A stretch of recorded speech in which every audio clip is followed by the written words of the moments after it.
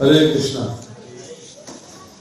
श्रीमद् भगवद गीता, थोड़ा सा इंट्रोडक्शन और उसके बाद पहले अध्याय के 11 श्लोक, 1 से लेके 11 तक। पिछली बार भी हमने भगवद गीता का कुछ अंश किया था, तो किसी को याद है कि पिछली बार हमने क्या क्या बोला था, क्या क्या कहा था? मोटी मोटी बात, 2-4 बातें कोई बताना चाहेगा? किस मामले में चर्चा हुई थी? गुरु, जोर से बोलो, बताइए। गुरु तत्व पे चर्चा नहीं हुई पिछली बार, मैंने गुरु तत्व पे चर्चा नहीं करी। चलिए अब थोड़ा नोट करके रखिएगा। भगवद गीता कौन कौन लाया अपनी किसके पास? 1 2 3 4 उधार का बस्ता सबके पास, तो फ्री का बस्ता कहते हैं ना, फ्री का। तो चले जाए, मिल तो जाएगी ही, क्या फर्क पड़ता है। चलो कोई बात नहीं, आहिस्ता आहिस्ता अपनी लानी शुरू कर देंगे आप। देखिए, 2 बातें भगवद गीता के बारे में जान लीजिए पहले। कि पहली बात तो यह है कि भगवद गीता है क्या, किसने बोली, कहाँ बोली, क्यों बोली, किसको बोली, ये प्रश्नों के उत्तर चाहिए। भगवद गीता है भगवान के द्वारा गाया गया गीत, एक ऐसा गीत है जिसको कि भगवान ने स्वयं गाया है। क्या क्वालिटी है इसके अंदर? गीता की महिमा क्या है? संपूर्ण वेदों का, संपूर्ण उपनिषदों का सार है ये। आप अपने जीवन में सारे वेद ना पढ़ सकते हैं, ना समझ सकते हैं। अपने जीवन में सारे उपनिषद ना पढ़ सकते हैं, ना समझ सकते हैं। अपने जीवन में सारे पुराण ना पढ़ सकते हैं, ना समझ सकते हैं, क्योंकि उनमें जो है बहुत ही वास्ट नॉलेज है। अब भगवान ने जो है इन सारे ज्ञान को भगवद गीता के 700 श्लोकों में संकलित कर दिया है, जिससे कि आप जो है भगवान का, जीव का, प्रकृति का, काल का और कर्म का पूरा ज्ञान भगवद गीता के माध्यम से प्राप्त कर सकते हैं। महाभारत के अंदर जैसे हमारे बुक्स में चैप्टर्स होते हैं, खंड होते हैं, इसी तरह महाभारत में पर्व हैं। डिफरेंट उद्योग पर्व है, भीष्म पर्व है, अलग अलग पर्व है। उन पर्वों के अंदर, भीष्म पर्व के अंदर अध्याय संख्या 25 से लेके अध्याय संख्या 42, 18 अध्याय बनते हैं। ये भगवद गीता का ज्ञान है, जिसको हमारे वैष्णवों ने, ऋषियों ने अलग से संकलित करके एक ग्रंथ बना दिया, नाम लिखा भगवद गीता, अर्थात भगवान द्वारा गाया गया गीत। ये बताई थी पिछली बार मैंने बात। इस गीत में 700 श्लोक हैं। 3 तरह के शास्त्र होते हैं। एक है श्रुति शास्त्र, एक है स्मृति शास्त्र, और एक है इनसे ऊपर वेदांत सूत्र, निध्यासन बोलते हैं इसको। आप जो है श्रुति शास्त्र का मतलब यह है कि ज्ञान को सुन के प्राप्त किया गया। स्मृति शास्त्र का मतलब है जो ज्ञान सुना है, समझ में नहीं आया है, तो आपने अपनी बड़ी बहन, बड़ा भाई, माता पिता, गुरु के सानिध्य में बैठ के उनसे जो है प्रश्न उत्तर करके ज्ञान प्राप्त किया। चूंकि ये भगवान की वाणी है, इसलिए श्रुति शास्त्र है। भगवान ने बोला और सुन के ज्ञान प्राप्त किया।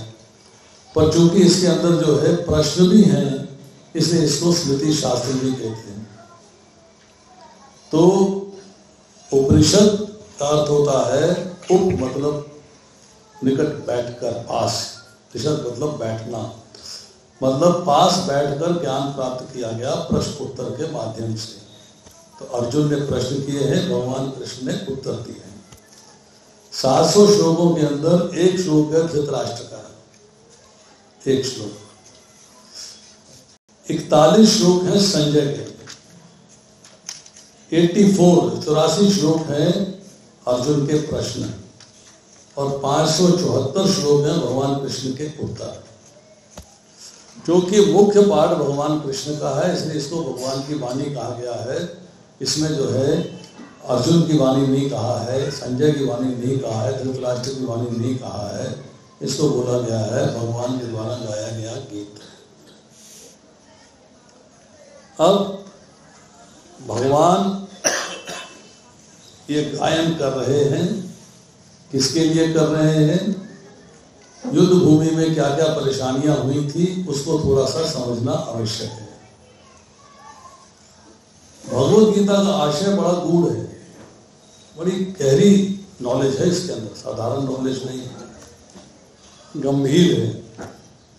अगर आप आजीवन भी अभ्यास करेंगे तो समझ नहीं पाएंगे, परंतु पढ़ते रहेंगे, सुनते रहेंगे, समझते रहेंगे तो नित्य नए अर्थ, नित्य नई चीज आपको इसमें प्राप्त होगी। सांसारिकता की दृष्टि, इस भौतिक संसार में रह रहे हैं, इसके आनंद के अनुसार दृष्टि में कोई चीज इसमें नहीं है। आध्यात्मिक आनंद की दृष्टि से सब कुछ इसमें प्राप्त है। सब शास्त्रों का निचोड़ है।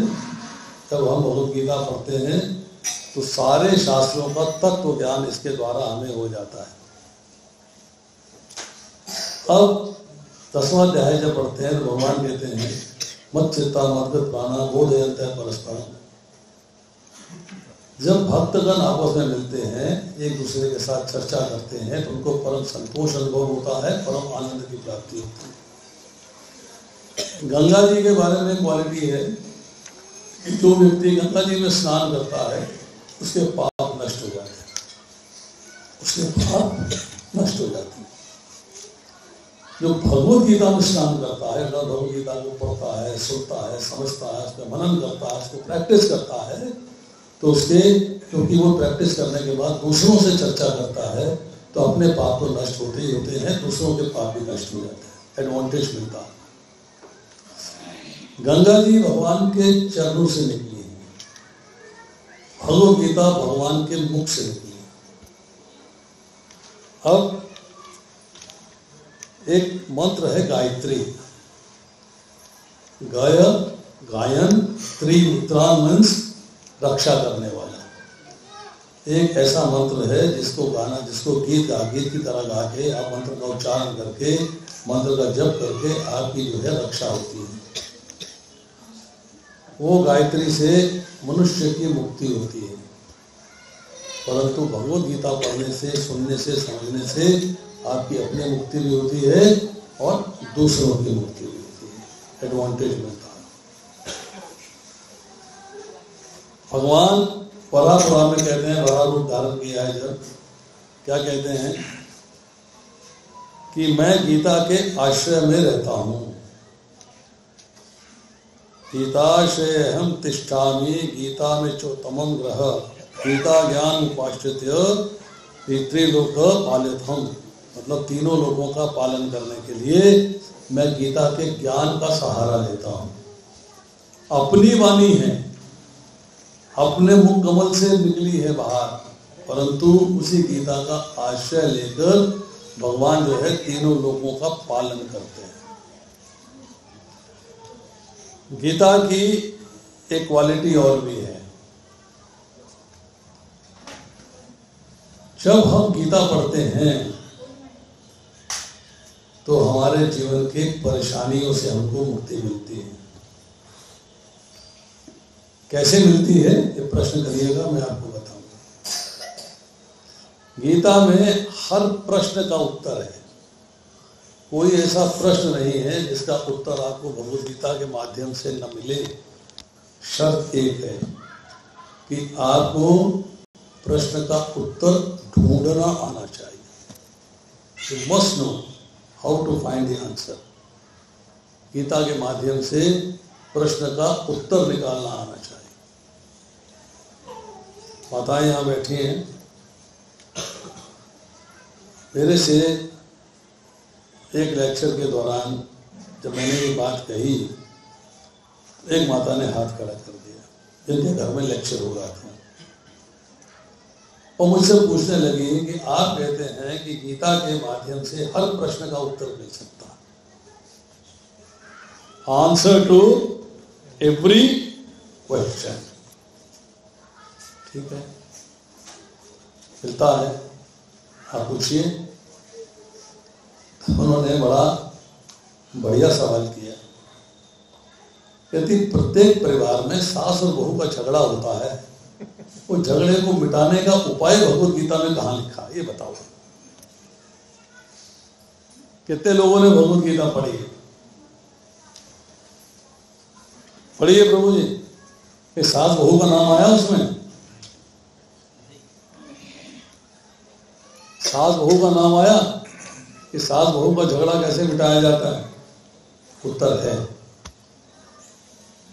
शर्त यह है कि आपको ढूंढना आना चाहिए। तो तभी आएगा जब आप भगवत गीता को ध्यान पूर्वक पढ़ेंगे, ध्यान पूर्वक सुनेंगे और प्रश्न निकालेंगे और प्रश्न का उत्तर चाहेंगे। प्रभुपाद जी पहले अध्याय के पहले श्लोक के परपट में, व्याख्या में, तात्पर्य में लिखते हैं कि भगवत गीता एक बहुपठित आस्तिक विद्या है। बहुपठित मीन्स बहुत लोग इसे पढ़ते हैं। एक बहुपठित आस्तिक विद्या है। इसे भक्त की सहायता से छानबीन कर पढ़ना चाहिए। अपनी मर्जी से आपको इसमें से कुछ निकालने की, समझने की हिम्मत नहीं है। क्यों? क्यों नहीं? कोई बता सकता है? कितने लोगों ने एक बार से ज्यादा बार भगवत गीता पढ़ी है? हाथ ऊंचा करो जरा। 2 बार से ज्यादा? 3 बार से ज्यादा? 4 बार से ज्यादा? अगर 2 बार से ज्यादा पढ़ी है या 3 बार से ज्यादा पढ़ी है, तो आपसे अगर मैं प्रश्न करता हूं तो आप सबको उत्तर दे सकते हो? कितने लोग दे सकते हैं? How many? मैं प्रश्न करता हूं, आप यहां खड़े होके माइक लेके सबको उत्तर दीजिए कि मैंने 2 बार भगवत गीता पढ़ ली है। पढ़ने का अर्थ क्या है? पढ़ने का मीनिंग क्या है? स्कूल में पढ़ते हो? पढ़ते हो ना? एग्जाम देते हो? एग्जाम में लिखते हो? लिखना नहीं आया तो नंबर कितने आएंगे? कितने आएंगे? 2 बार पढ़ी है तब भी 0 है, 1 बार पढ़ी है तब भी 0 है, 5 बार पढ़ी है तब भी 0 है। पास कब होंगे? जब पढ़ के बाद समझ में आ जाए। जब पढ़ के बाद समझ में आए और हम दूसरे को समझा पाए, तब मजा आए कि मुझे बात समझ में आई और मैं बात जो है दूसरे को समझा पा रहा हूं या समझा पा रही हूं, तब मजा है। भगवत गीता को प्रभुपाद जी क्या लिखते हैं? प्रभुपाद जी के शब्दों को मैं दोहराता हूं। प्रभुपाद जी कहते हैं कि आपको धाम जाना है। उसका अर्थ क्या है? थोड़ा पानी पिलाएं। भक्ति का अर्थ क्या है? मुक्ति। मुक्ति चाहिए। मुक्ति किससे चाहिए? मुक्ति का शब्द भौतिक संसार में अलग है और आध्यात्मिक संसार के पॉइंट ऑफ व्यू से अलग है। एक पति पत्नी का झगड़ा हो गया है। पत्नी कहती भाई मुझे मुक्त करो झगड़े से। नहीं करना मुझे। होता है ना प्रभु जी, तो कहते हैं ना ये चीज खराब हो गई है, इससे मुक्ति पालो। एक वस्तु खराब हो गई है तो इससे मुक्ति पाने का मतलब है छुटकारा पाना, छुटकारा पाना। मैंने छुटकारा पा लिया, ये भौतिक संसार का मीनिंग है। ये किसी वस्तु से, किसी व्यक्ति से, किसी पशु से, किसी पक्षी से छुटकारा पा लिया। आध्यात्मिक संसार का मतलब क्या है कि भौतिक कष्टों से, भौतिक क्लेशों से मुक्ति प्राप्त कर लेना। अर्थात अब ऐसी सिचुएशन ला दीजिए जहां पर कि मुझे कष्ट ना हो, क्लेश ना हो, या क्लेश ना हो, ऐसी सिचुएशन ला के दीजिए। वो सिचुएशन कहाँ है, इसके बारे में हमने एक बार लेक्चर दिया था, फिर दोबारा कभी दे देंगे। भगवान कहते हैं आप ब्रह्म भुवना लोका पुनर्वर्तनो अर्जुना मामुपेत्या तो बोलता है पुनर्जन्मना देते थे। इस लोक में, इस ब्रह्मांड में, इस जगत में उच्चतम लोक ब्रह्मा जी का, निम्नतम लोक पाताल, सारे के सारे लोग दुखों के घर हैं, जहां जन्म तथा मृत्यु का चक्र लगा रहता है। दुख क्या है? जन्म और मृत्यु का चक्र, बार बार जन्म होना और बार बार मृत्यु आनी, पुनरपि जन्मम पुनरपि मरणम। अब भगवान कहते हैं हे कुंती पुत्र, जो मेरे धाम में आ जाता है उसका पुनर्जन्म नहीं होता, मतलब वो दोबारा से जन्म नहीं लेता है। क्यों? दोबारा से मृत्यु की बात नहीं करी, सिर्फ जन्म की बात करी। चक्र किसका था? जन्म और मृत्यु का, और बात सिर्फ जन्म की कर रहे, मृत्यु की नहीं कर रहे। क्यों? उसका कारण भगवत गीता के 13वें अध्याय में चर्चा आई है, जन्म मृत्यु जरा व्याधि दुख दोषानु दर्शनम। जन्म और मृत्यु, बुढ़ापा और बीमारी, ये 4 दुख हैं, 4 दोष हैं। भगवान यहां स्पेसिफाई कर रहे हैं, क्या कह रहे हैं? बीमारी उसको आती है जिसका जन्म होता है, जन्म नहीं होगा तो बीमारी नहीं होगा। बुढ़ापा उसको आएगा जिसका जन्म होगा, जन्म नहीं होगा तो बूढ़ा नहीं होगा। मृत्यु उसको आएगी जिसका जन्म होगा, अगर जन्म नहीं होगा तो मृत्यु नहीं आएगी। इसलिए भगवान ने कहा कि उसका पुनर्जन्म नहीं होता। फिर भगवान कहते हैं 15वें अध्याय में, न तद्भासते सूर्यो न शशांको न पावकः यद गत्वा हि निवर्तन्ते तत्धाम परमं मम। कि मेरे धाम में गया हुआ जीव लौट कर इस संसार में नहीं आता। हम उस मुक्ति की कामना करते हैं। हमें वो मुक्ति चाहिए किससे? भौतिक संसार के कष्टों से, भौतिक संसार के क्लेशों से, भौतिक संसार की परेशानियों से, भौतिक संसार के दुखों से। कहाँ मिलती है? भगवान के धाम में जाके। अब भगवान के धाम में जाना है, उसका फॉर्मूला क्या है? आप किसी के घर में जाना चाहते हैं तो घर वालों से प्रेम होगा तो घर में जा पाएंगे, प्रेम नहीं होगा तो घर में कोई नहीं आने देगा। Nobody will permit। अब आप भगवान के धाम जाना चाहते हैं तो आपको भगवान का प्रेम चाहिए। मैं भगवान से बड़ा प्रेम करता हूं, मैं भगवान से बड़ा प्रेम करता हूं, मैं भगवान से बड़ा प्रेम करती हूं। अरे भाई करती हो, करते हो, ठीक है। बच्चा आया, कहता आंटी जी आंटी जी आंटी जी बोली, हाँ बेटा बोलो, लड्डू खाओ। देखा उसके हाथ में आधा लड्डू था, आधा। आंटी जी कहने लगी, बेटा लड्डू पूरा तो लेके आता, आधा लड्डू क्यों लाया? पूरा लड्डू तो लेके आता, आधा लड्डू क्यों आया? कहता आंटी जी मेरी शादी होने वाली है, मेरी शादी होने वाली है। अच्छा शादी हो रही तो पूरा लड्डू खिला, आधा क्यों खिला रहा है? कंजूसी आ गई क्या?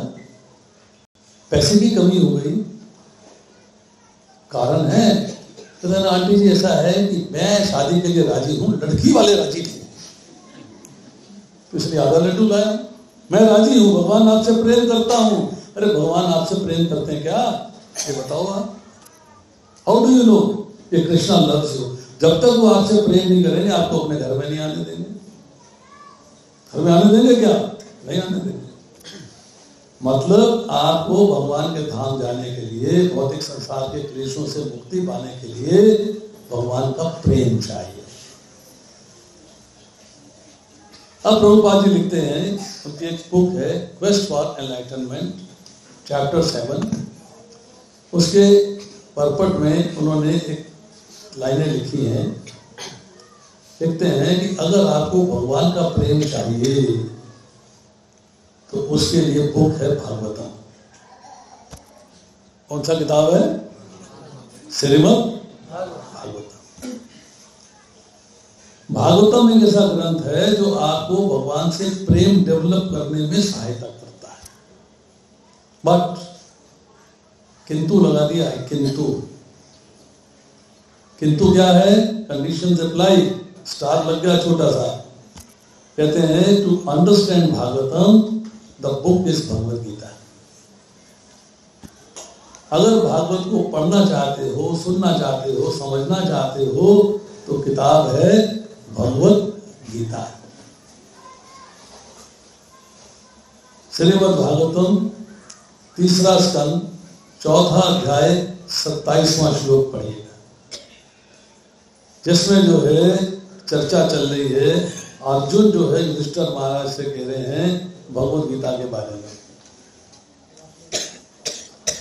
इसी भगवद गीता में अंत में आके संजय क्या कहते हैं कि मैंने जो है अर्जुन के प्रश्न सुने हैं, कृष्ण के मुख से उनके उत्तर सुने हैं, उनको मैं सुन के बार बार हर्षित होता हूँ, मुझे आनंद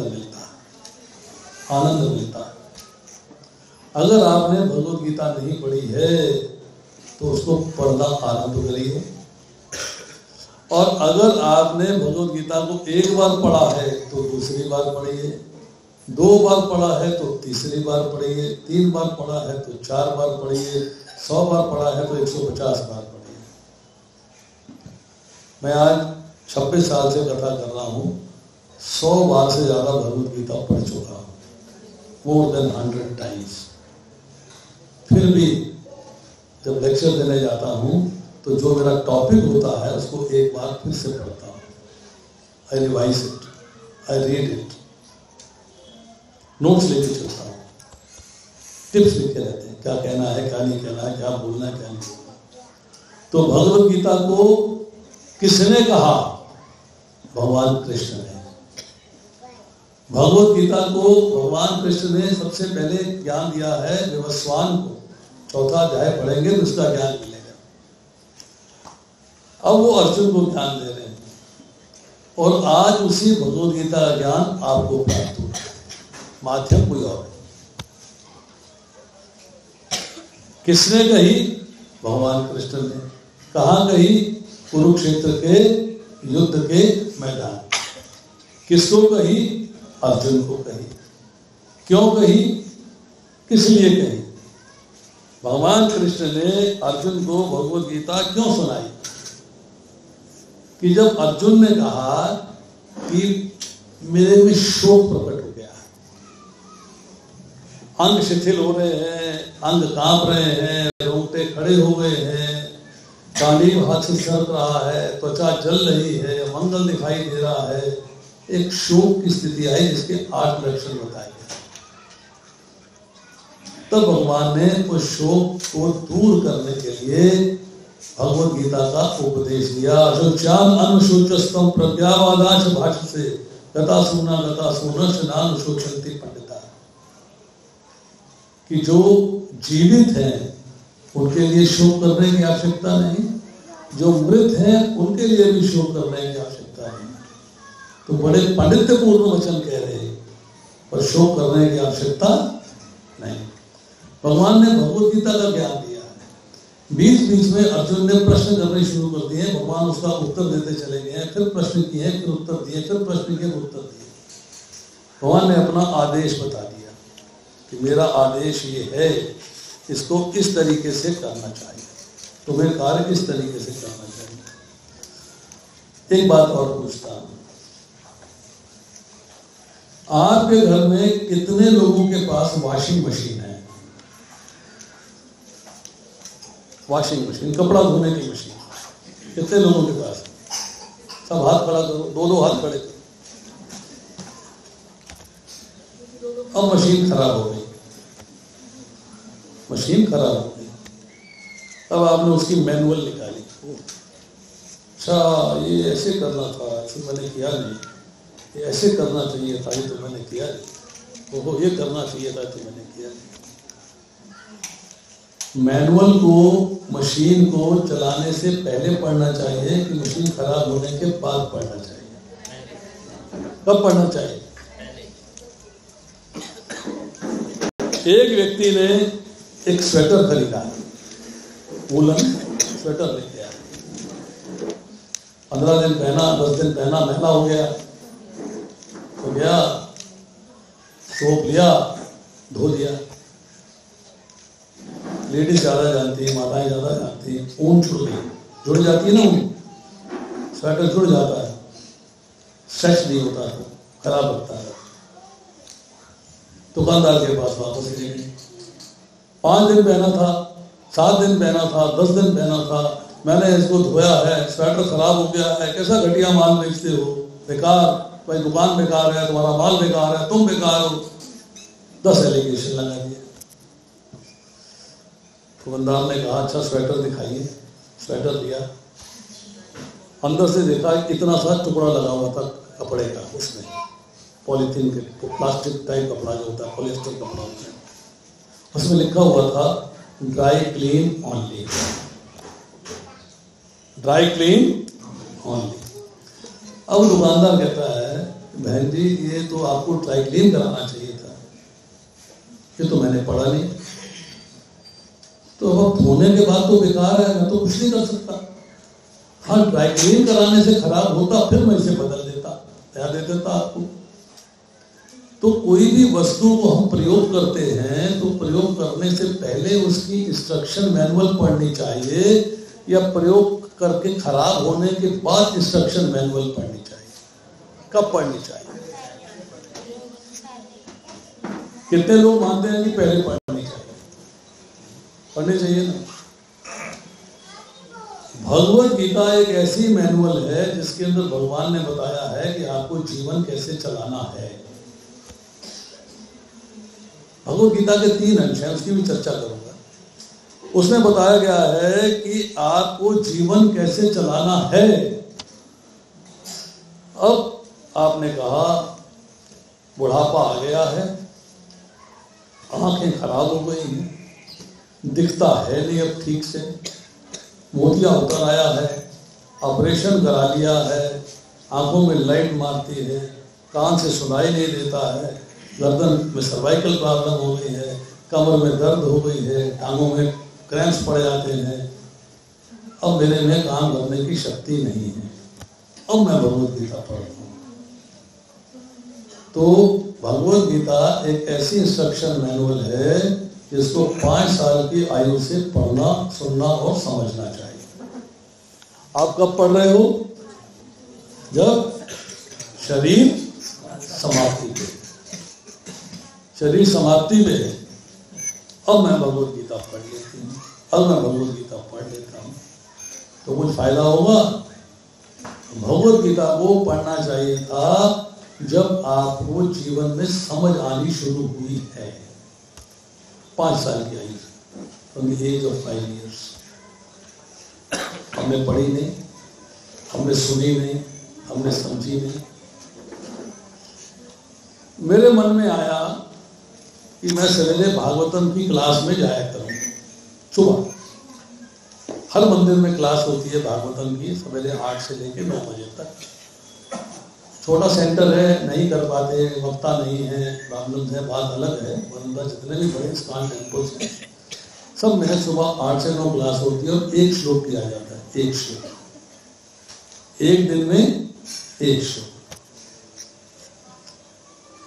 टोटल जो श्लोक है पुराणों के अंदर मैं पुराणों की बात कर रहा हूँ, अभी मैं वेदों की बात नहीं कर रहा, उपनिषद की बात नहीं कर रहा। पुराणों में टोटल जो है 1 करोड़ श्लोक हुआ करते थे। आज की तारीख में 4 लाख श्लोक हमें उपलब्ध हैं, हमारे पास अवेलेबल हैं, जिनको कि 18 पुराणों में विभक्त किया गया।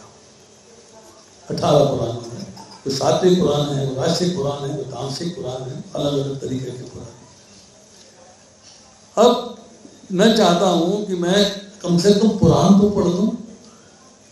वेद नहीं पढ़ पाता हूं, पुराण तो कहानियां है ना, तो स्टोरीज हैं, स्तुतियां हैं, भगवान की स्तुतियां हैं, स्टोरीज हैं, प्रश्न उत्तर हैं, मैं इनको पढ़ लेता हूं। अगर मैं एक दिन में 1 श्लोक करता हूं तो 4 श्लोक करने के लिए मुझे कितने दिन चाहिए? 4 लाख दिन। एग्रीड? 4 लाख दिन में होंगे, एक दिन में 1 होगा तो 4 लाख श्लोकों के लिए 4 लाख दिन चाहिए। ठीक है। एक व्यक्ति की आयु 100 वर्ष है, लेके चलते हैं, वैसे जीता कोई नहीं, आजकल 100 वर्ष इसका तो कोई है, चलती नहीं गाड़ी 100 तक। उसकी आयु जो है 100 वर्ष की है। हम जो है 1 वर्ष को कितने दिन होते हैं? 3650। 100 दिन में कितने होंगे? 3,65,000। 100 वर्ष की आयु में 3,65,000 वर्ष हुए। श्लोक कितने हैं? 4,35,000 तो अभी भी कम है, कर नहीं पाए, पर कंडीशन अप्लाई। शर्त है 100 वर्ष की आयु का मतलब है जिस दिन बच्चा मां के पेट से बाहर आएगा पहला श्लोक बोल देगा, उआ नहीं करेगा, रोएगा नहीं, क्राई नहीं करे। पहले दिन पहला श्लोक, दूसरे दिन दूसरा, तीसरे दिन तीसरा। और जब बोलने की हिम्मत नहीं रहेगी, सुनने की हिम्मत नहीं रहेगी, तभी वो श्लोक बोलता रहेगा। ऐसा होता नहीं है। अब भगवान बहुत स्मार्ट है, पता है, क्योंकि ये जो मनुष्य है इसके बस की कोई बात नहीं। ये तो भोग विलास चाहता है, भौतिक ऐश्वर्य चाहता है, सेंस ग्रेटिफिकेशन चाहता है, इंद्र तृप्ति चाहता है।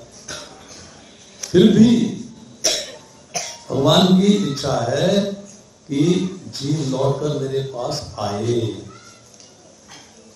तो भगवान ने क्या किया कि जितने भी वेद हैं, पुराण है, उपनिषद है, उनका ज्ञान संकलित करके इन 700 श्लोकों की भगवद गीता में डाल दिया।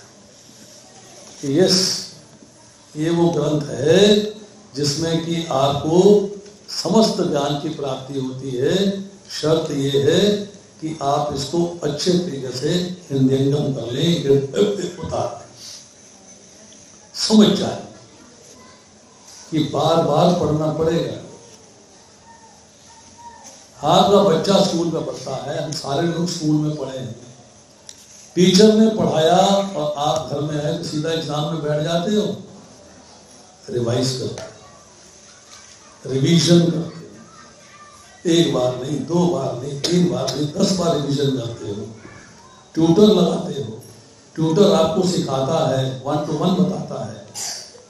कहते हो हाँ अब कुछ समझ में आई बात कि मास्टर जी ने क्या पढ़ाया था या टीचर ने क्या पढ़ाया था। भगवद गीता को पढ़ने के लिए, समझने के लिए आपने किसी ट्यूटर को इमेज किया? नहीं। सुना, थोड़ी देर के बाद प्रसाद कब मिलेगा, प्रसाद कहाँ है? अच्छा वो सुना था, भूल गया। क्यों? रिवाइज तो किया ही नहीं, रिवीजन नहीं किया। तो प्रभुपाद जी कहते हैं कि आपको भगवद गीता अच्छे तरीके से आनी चाहिए। अब एक प्रश्न है, मैं तो भगवद गीता पढ़ता हूं, खोलता हूं, समझ में नहीं आती तो बंद करके रख देता हूं। मैं भगवद गीता को पढ़ती हूं, सुनती हूं, समझती हूं, पर थोड़ी देर के बाद समझ में नहीं आती है तो बंद करके रख देती हूं। आप भगवद गीता पढ़ते हो? हाँ जी पढ़ते हो। कैसे पढ़ते हो? एक लाल कपड़े में सुंदर से वेलवेट का लाल कपड़ा है, उसमें मैंने भगवत गीता को लपेट के रखा हुआ है मंदिर में। उसको मैं सुबह उठता हूँ, मंदिर में जाता हूँ, प्रणाम करता हूँ, भगवत गीता खोलता हूँ, एक श्लोक पढ़ता हूँ और बंद करके रख देता हूँ। समझ में आया? समझ में तो नहीं आया, समझ में नहीं आया। तो क्या पढ़ा? पढ़नी चाहिए इसलिए पढ़ा, पढ़नी चाहिए इसलिए पढ़ा। समझ में आया? समझ में तो नहीं आया। क्यों नहीं समझ में आया? क्यों? कारण क्या है समझ में ना आने का? कोई जानता है? कोई बता सकता है? एक बात मैंने अभी बताई कि आपने रिवीजन नहीं किया। दूसरी बात, किसी भक्त की सहायता से छानबीन कर नहीं पड़ा। तीसरी बात, भगवत गीता को पढ़ाने के लिए, सिखाने के लिए किसी को ट्यूटर नहीं बनाया अपना, जो आपको बता सके, पढ़ा सके, समझा सके, सिखा सके। इन सबसे उच्च, सबसे ऊंचा कैटेगरी क्या है? सुनिए। एक बात का उत्तर दीजिए मुझे कि भगवान दिव्य है कि साधारण है? कैसे हैं? भगवान दिव्य है कि भगवान साधारण है? कैसे हैं? दिव्य है। कितने लोग मानते हैं कि भगवान दिव्य है? ठीक है। कितने लोग मानते हैं कि भगवान दिव्य नहीं है? कोई तो मानो। सब मानते हैं कि भगवान दिव्य है। दिव्य भगवान की वाणी दिव्य होगी कि साधारण होगी? दिव्य होगी। आप दिव्य हैं कि साधारण हैं? आपकी बुद्धि दिव्य है कि साधारण है? तो साधारण बुद्धि से दिव्य बात कैसे समझ में आ जाएगी? सोच के देखो, सोच के देखो कि मैं साधारण बुद्धि रखता हूं, मैं साधारण बुद्धि रखते हुए भगवान की दिव्य वाणी के दिव्य शब्द कैसे समझ सकता हूं? Is it possible? क्या ये पॉसिबल है? नहीं है। क्यों? अब समझ में कैसे आएगी ये जानना। How do I understand? इसका ज्ञान मिलना चाहिए। दिव्य वाणी, दिव्य बात को समझने के लिए मेरी बुद्धि भी दिव्य होनी चाहिए, जो दिव्य है नहीं, साधारण है।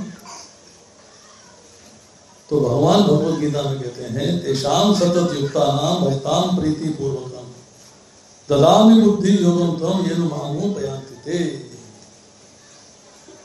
भगवान कहते हैं, जो लोग और जो व्यक्ति निरंतर मेरा भजन प्रीति पूर्वक करते हैं, प्रेम सहित, जो लोग मेरा भजन प्रीति पूर्वक करते हैं, प्रीति पूर्वक, प्रेम सहित, कंपल्शन में नहीं, मजबूरी में नहीं, प्रेम में। स्थिति प्रतिकूल हो तो भी मेरा भजन हो रहा है, स्थिति अनुकूल हो तब भी मेरा भजन हो रहा है। जो निरंतर, निरंतर मीन्स गैप नहीं है, गैप नहीं है, लगातार मेरा भजन, मेरी सेवा हो रही है प्रीति पूर्वक, उनको मैं दिव्य बुद्धि प्रदान करता हूं। दिव्य बुद्धि भगवान देते हैं। कब देते हैं? जब हम उनकी सेवा निरंतर करते हैं, लगातार करते हैं और प्रीति पूर्वक करते हैं, प्रेम पूर्वक करते हैं, तब मैं उन्हें दिव्य बुद्धि प्रदान करता हूं। दिव्य बुद्धि के द्वारा दिव्य ज्ञान प्राप्त करते हैं और दिव्य ज्ञान प्राप्त करके उस ज्ञान के मार्ग पे चलते हैं और मेरे धाम आ जाते हैं। दूसरे अध्याय के 39वें श्लोक में भगवान ने कहा कि अब मैं तुम्हें निष्काम भाव से कर्म करना बता रहा हूं। अर्जुन से कह रहे हैं अब मैं तुम्हें निष्काम भाव से कर्म करना बता रहा हूं, इसे सुनो। सुनो, सुनने का अर्थ क्या है? सुन लिया, तो सुन लिया, सुना ना आपने? सुना, सुना ना, सुन लिया, इसे सुनो। यदि तुम ऐसे ज्ञान से कर्म करोगे तो कर्म के बंधन से मुक्त होकर मेरे धाम आ जाओगे। सुनने का अर्थ क्या है? सुनना किसे कहते हैं?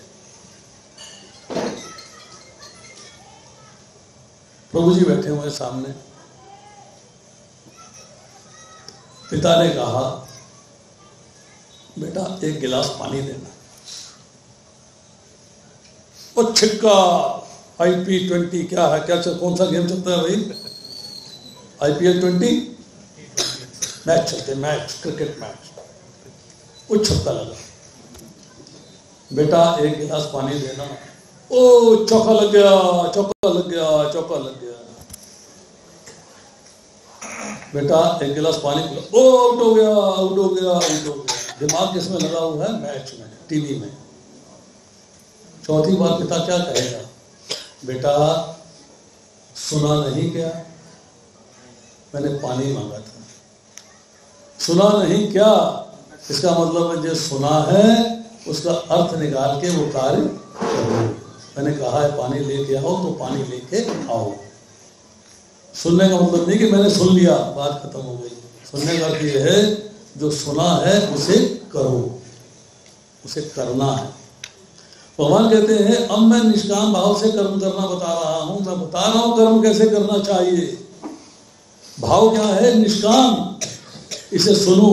सुनने का मतलब है इसे समझो कि मैं क्या कह रहा हूं, इसे मनन करो कि मैं क्या कह रहा हूं, और जो मैं कह रहा हूं उसके अनुसार कार्य करोगे, उसके अनुरूप कार्य करोगे तो कर्म के बंधन से मुक्त होकर मेरे धाम आ जाओगे। सुनने का मतलब होता है जो सुना गया है उसे किया जाए। अब भगवद गीता के अंदर चर्चा क्या आ रही है, कहाँ हो रही है भगवद गीता?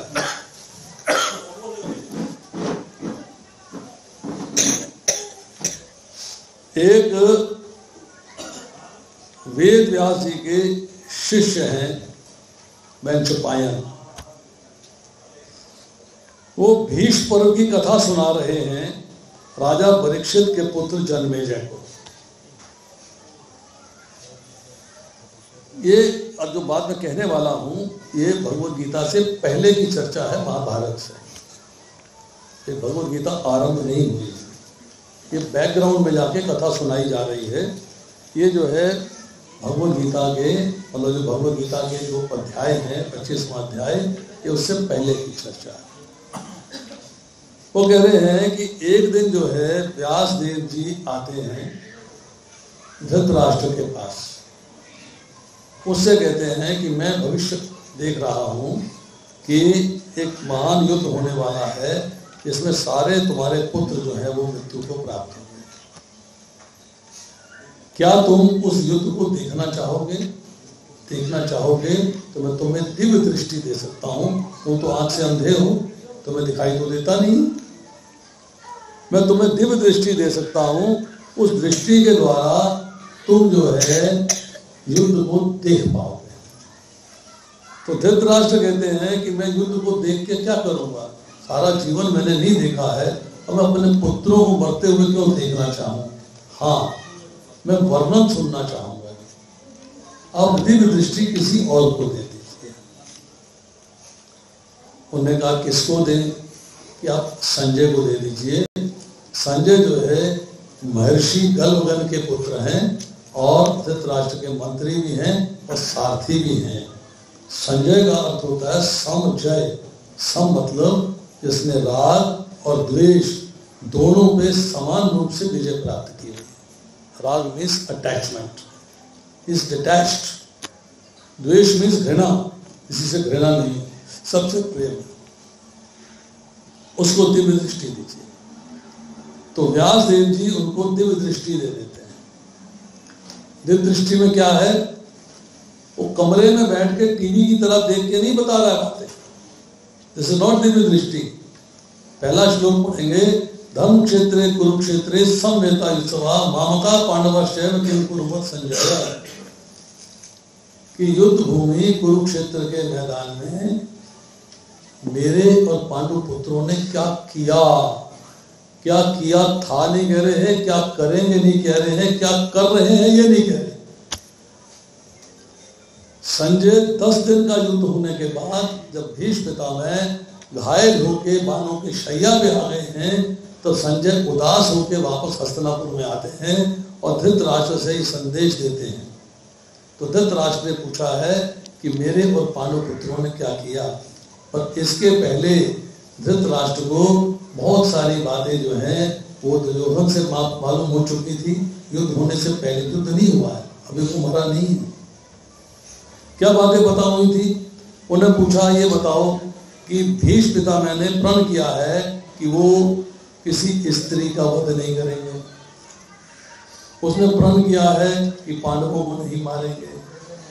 उन्होंने कहा है, जब दुर्योधन ने पूछा है कि आप युद्ध कितने दिन में समाप्त कर दोगे, उन्होंने कहा कि मैं युद्ध को जो है 1 महीने में समाप्त कर दूंगा।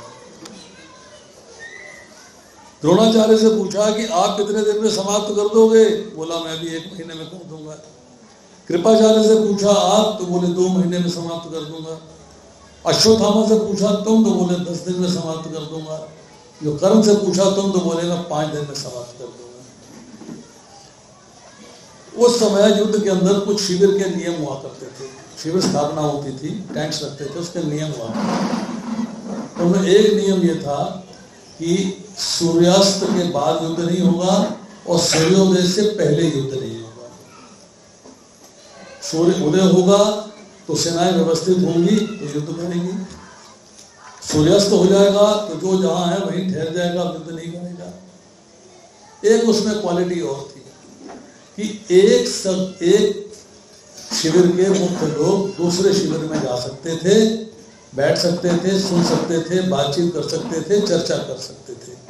इस शिविर के इस शिविर में, इस शिविर के इस शिविर में आपस में एक दूसरे की तरफ आ जा सकते थे। युधिष्ठिर महाराज ने जब ये बात सुनी है तो लौट कर बड़े उदास बैठे हुए हैं, बड़े परेशान हैं, बड़े दुखी हैं कि जब भीष्म पितामह ने कहा है कि मैं 10,000 योद्धा और मारूंगा, 1,000 रथी मारूंगा, 1 महीने में युद्ध समाप्त कर दूंगा। अर्जुन तुम कितने दिन में युद्ध समाप्त करोगे? अर्जुन ने कहा भैया मेरे पास शिव जी का दिया हुआ पशुपतास्त्र है, पशुपतास्त्र। उस अस्त्र के सहारे में 1 क्षण में युद्ध समाप्त कर सकते हैं। 1 क्षण। क्षण कितना बड़ा होता है? कमल का पत्ता लीजिए, पिन लगाइए, 1 क्षण हो गया, पिन अंदर जाएगा, 2रा क्षण हो गया, पिन बाहर निकल जाएगा, 3रा क्षण हो गया। इतने समय में अर्जुन युद्ध समाप्त कर सकता है। युधिष्ठिर को थोड़ा सा शांति हुई, थोड़ा सा आराम मिला। यस, सारे रथियों की, अतिरथियों की, महारथियों की गणना हुई है, चर्चा हुई है, युद्ध के नियम सारे फॉलो किए गए हैं, सब कुछ किया गया है। और कुरु का क्षेत्र जो है वो, इसका उल्लेख मिलता है महाभारत के वन पर्व में और शल्य पर्व में। सरस्वती नदी का दक्षिण भाग है और तिष्ठवती नदी का उत्तर भाग है। इसके बीच में 5 योजन लंबा, 5 योजन चौड़ा। 5 योजन का मतलब है कितना? 40 मील। 40 मील, 40 मील लंबा, 40 मील चौड़ा, अर्थात आज की तारीख में लेंगे तो 64 किलोमीटर एक साइड से है, 64 किलोमीटर एक साइड से। कितना बड़ा युद्ध का मैदान है जहां पे कि युद्ध हुआ है। अर्जुन भगवान कृष्ण को अपना सारथी बनाए। एक और क्वालिटी है जो बता रहा हूं उसको भी आप सुनिएगा। युद्ध के लिए तैयार हुए हैं अर्जुन की तरफ से, मतलब पांडवों की तरफ से लोग और उधर कौरवों की तरफ से लोग। पर क्यों हुए हैं? किस लिए तैयार हुए युद्ध करने के लिए? क्या कारण रहा? क्यों हुआ? जब वनवास हुआ था पांडवों को, 1 साल का अज्ञातवास था, वहां से वो लौट के आते हैं और आके दुर्योधन से जो है अपना राज्य मांगते हैं कि हमारा राज्य हमें वापस दीजिए, हमने आपकी शर्त पूरी कर दी है। तो उन्होंने कहा कि मैं राज्य नहीं दूंगा। तो भगवान कृष्ण जो है संधि का प्रस्ताव लेके जाते हैं कि किसी तरीके से राज्य की प्राप्ति हो जाए, तो झगड़ा ना हो, लड़ाई ना हो। जब भगवान कृष्ण जाते हैं तो दुर्योधन कहता है कि मैं तो एक सुई की नोक के बराबर भी भूमि नहीं दूंगा। हालांकि कृष्ण ने कहा है कि पांडव 5 गांव भूमि लेके मान जाएंगे, आपसे राज्य की कामना नहीं करेंगे। अच्छा,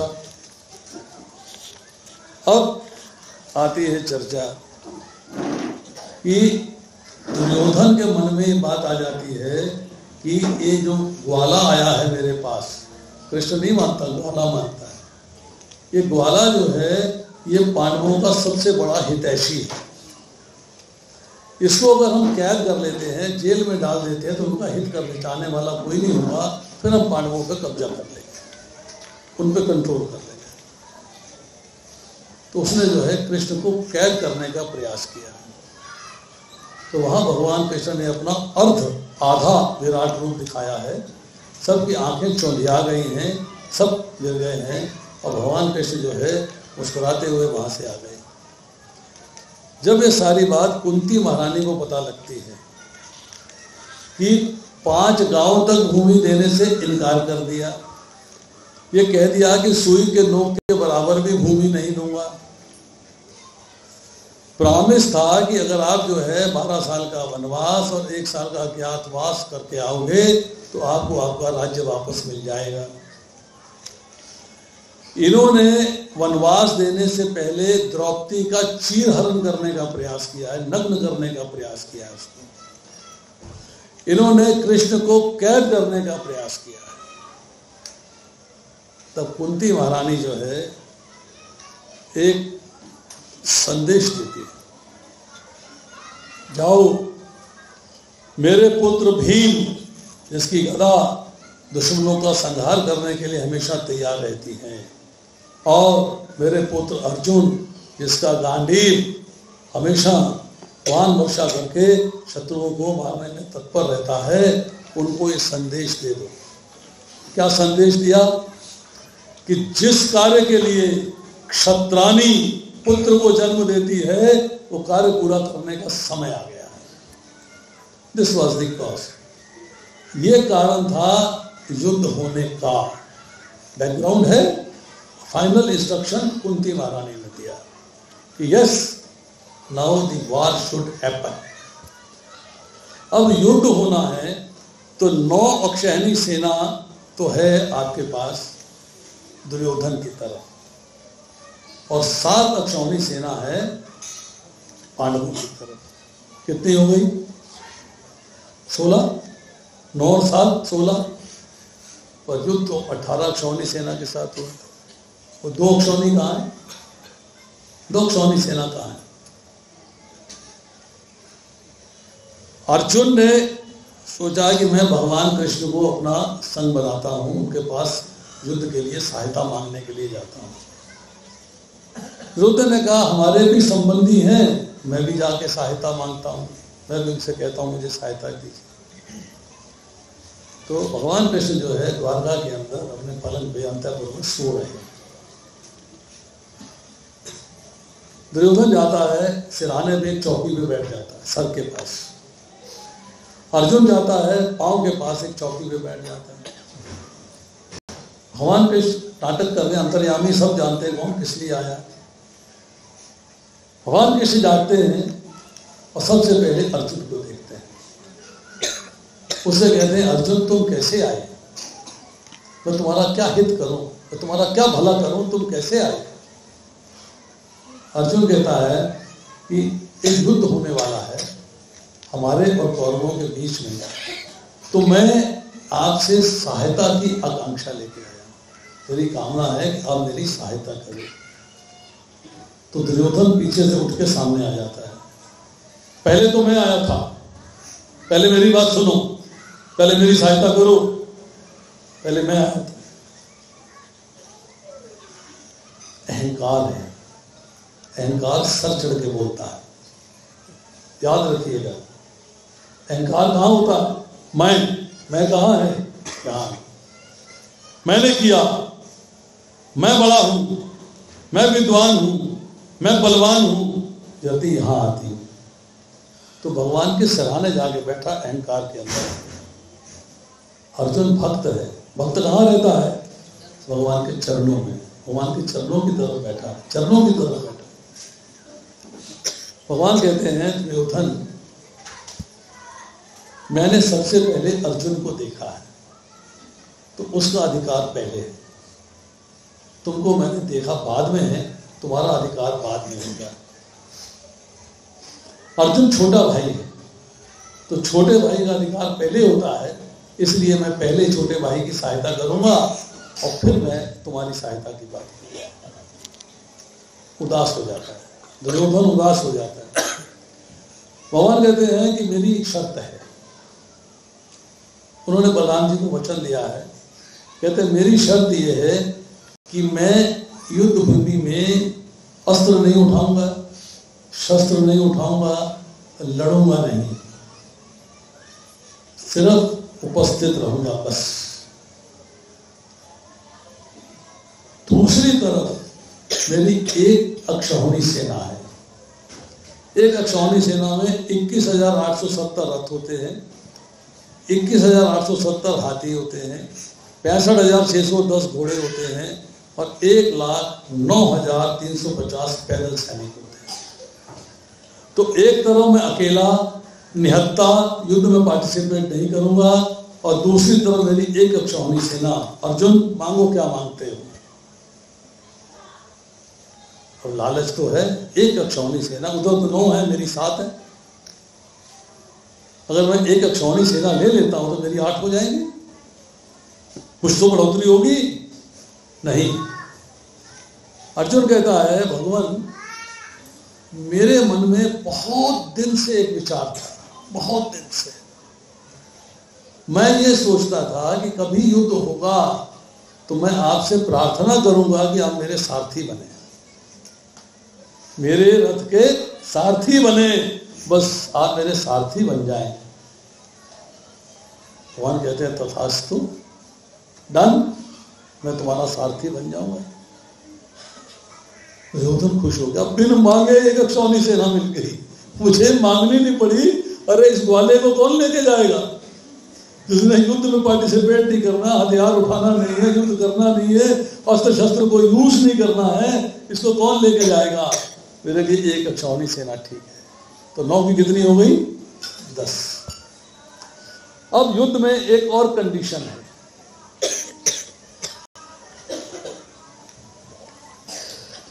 कि महारथी महारथी से करेगा, रथी रथी से करेगा, अतिरथी अतिरथी से करेगा, अधिरथी अधिरथी से करेगा, भाले वाला भाले वाले से करेगा, तलवार वाला तलवार वाले से करेगा, फरसे वाला फरसे वाले से करेगा और धनुष्मान वाला धनुष्मान वाले से युद्ध करेगा।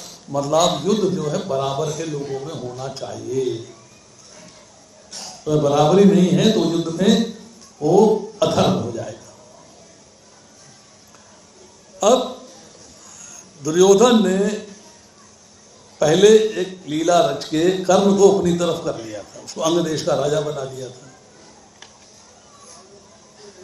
कर्ण जो पांडवों का बड़ा भाई है, कुंती का बड़ा पुत्र है।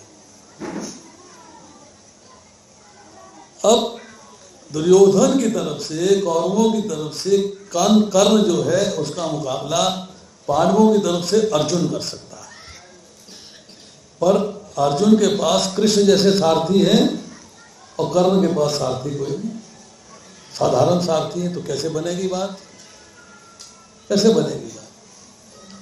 तो भगवान फिर यहां लीला रचते हैं। क्या कहते हैं कि मद्र देश के राजा हैं शल्य, जो कि नकुल और सहदेव के मामा हैं, पांडवों के संबंधी हैं, माद्री के भाई हैं। वो सारथी रूप में कृष्ण से 19 बैठते हैं, 21 नहीं बैठते, उनसे कम है, 18-16 होंगे, परंतु फिर भी मुकाबला करते हैं। और शल्य तो लड़ेंगे पांडवों की तरफ से, क्योंकि उनके मामा है वो। तो ऐसी लीला रची जाती है कि नकुल और सहदेव को बिजी कर दिया जाता है किसी कार्य में, वो व्यस्त हो जाते हैं।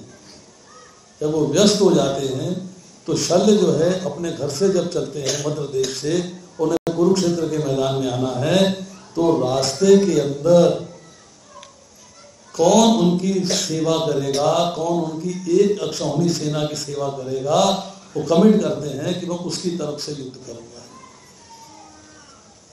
पूरे रास्ते सेवा होती है, खातिर होती है, बहुत बढ़िया इंतजाम होता है। जब वो कुरुक्षेत्र में पहुंचते हैं, शिविर में पहुंचते हैं, नकुल सहदेव से मिलते हैं, तो उनसे कहते हैं अपने भांजों से कि मैं तुमसे अति प्रसन्न हूँ, तुमने मेरी और मेरी सेना की बहुत खातिरदारी करी, बहुत सेवा करी है, मैं तुमसे अति प्रसन्न हूँ। तो दुर्योधन शिविर में प्रकट हो जाता है, क्योंकि वो भी उनको मामा कहता है, क्योंकि भाइयों के मामा है तो उसके भी मामा है। तो कहता है मामा जी सेवा तो मैंने करी है, ये तो व्यस्त थे, इनके पास तो समय नहीं था आपको देखने के लिए, इनके पास तो टाइम ही नहीं था, ये कैसे देखते आपको, आपकी सेवा तो मैंने करी है। तो शल्य कहते हैं भी मैंने जो कमिटमेंट करी थी, मैंने जो प्रण लिया था कि जो मेरा और मेरी सेना की सेवा करेगा मैं उसकी तरफ से युद्ध करूंगा, अब मैं कौरवों के पक्ष में युद्ध करूंगा, पांडवों के पक्ष में युद्ध नहीं करूंगा। तो एक अक्षौहिणी सेना जो शल्य के साथ आई थी वो कौरवों के पक्ष में चली गई, तो सेवा उनकी सेना कितनी हो गई, 11 अक्षौहिणी।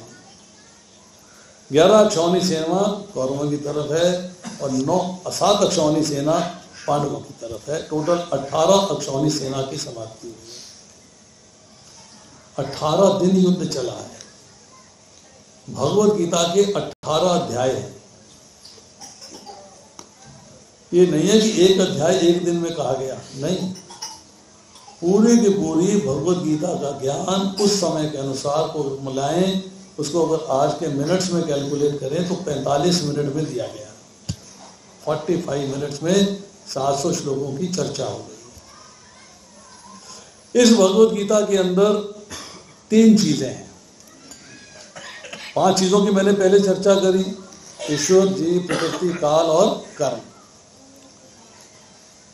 भगवत गीता को 3 खंडों में बांटा गया है। पहला खंड है 1 से लेकर 6 अध्याय, दूसरा खंड है 7 से लेकर 12 अध्याय और तीसरा खंड है 13 से लेकर 18 अध्याय।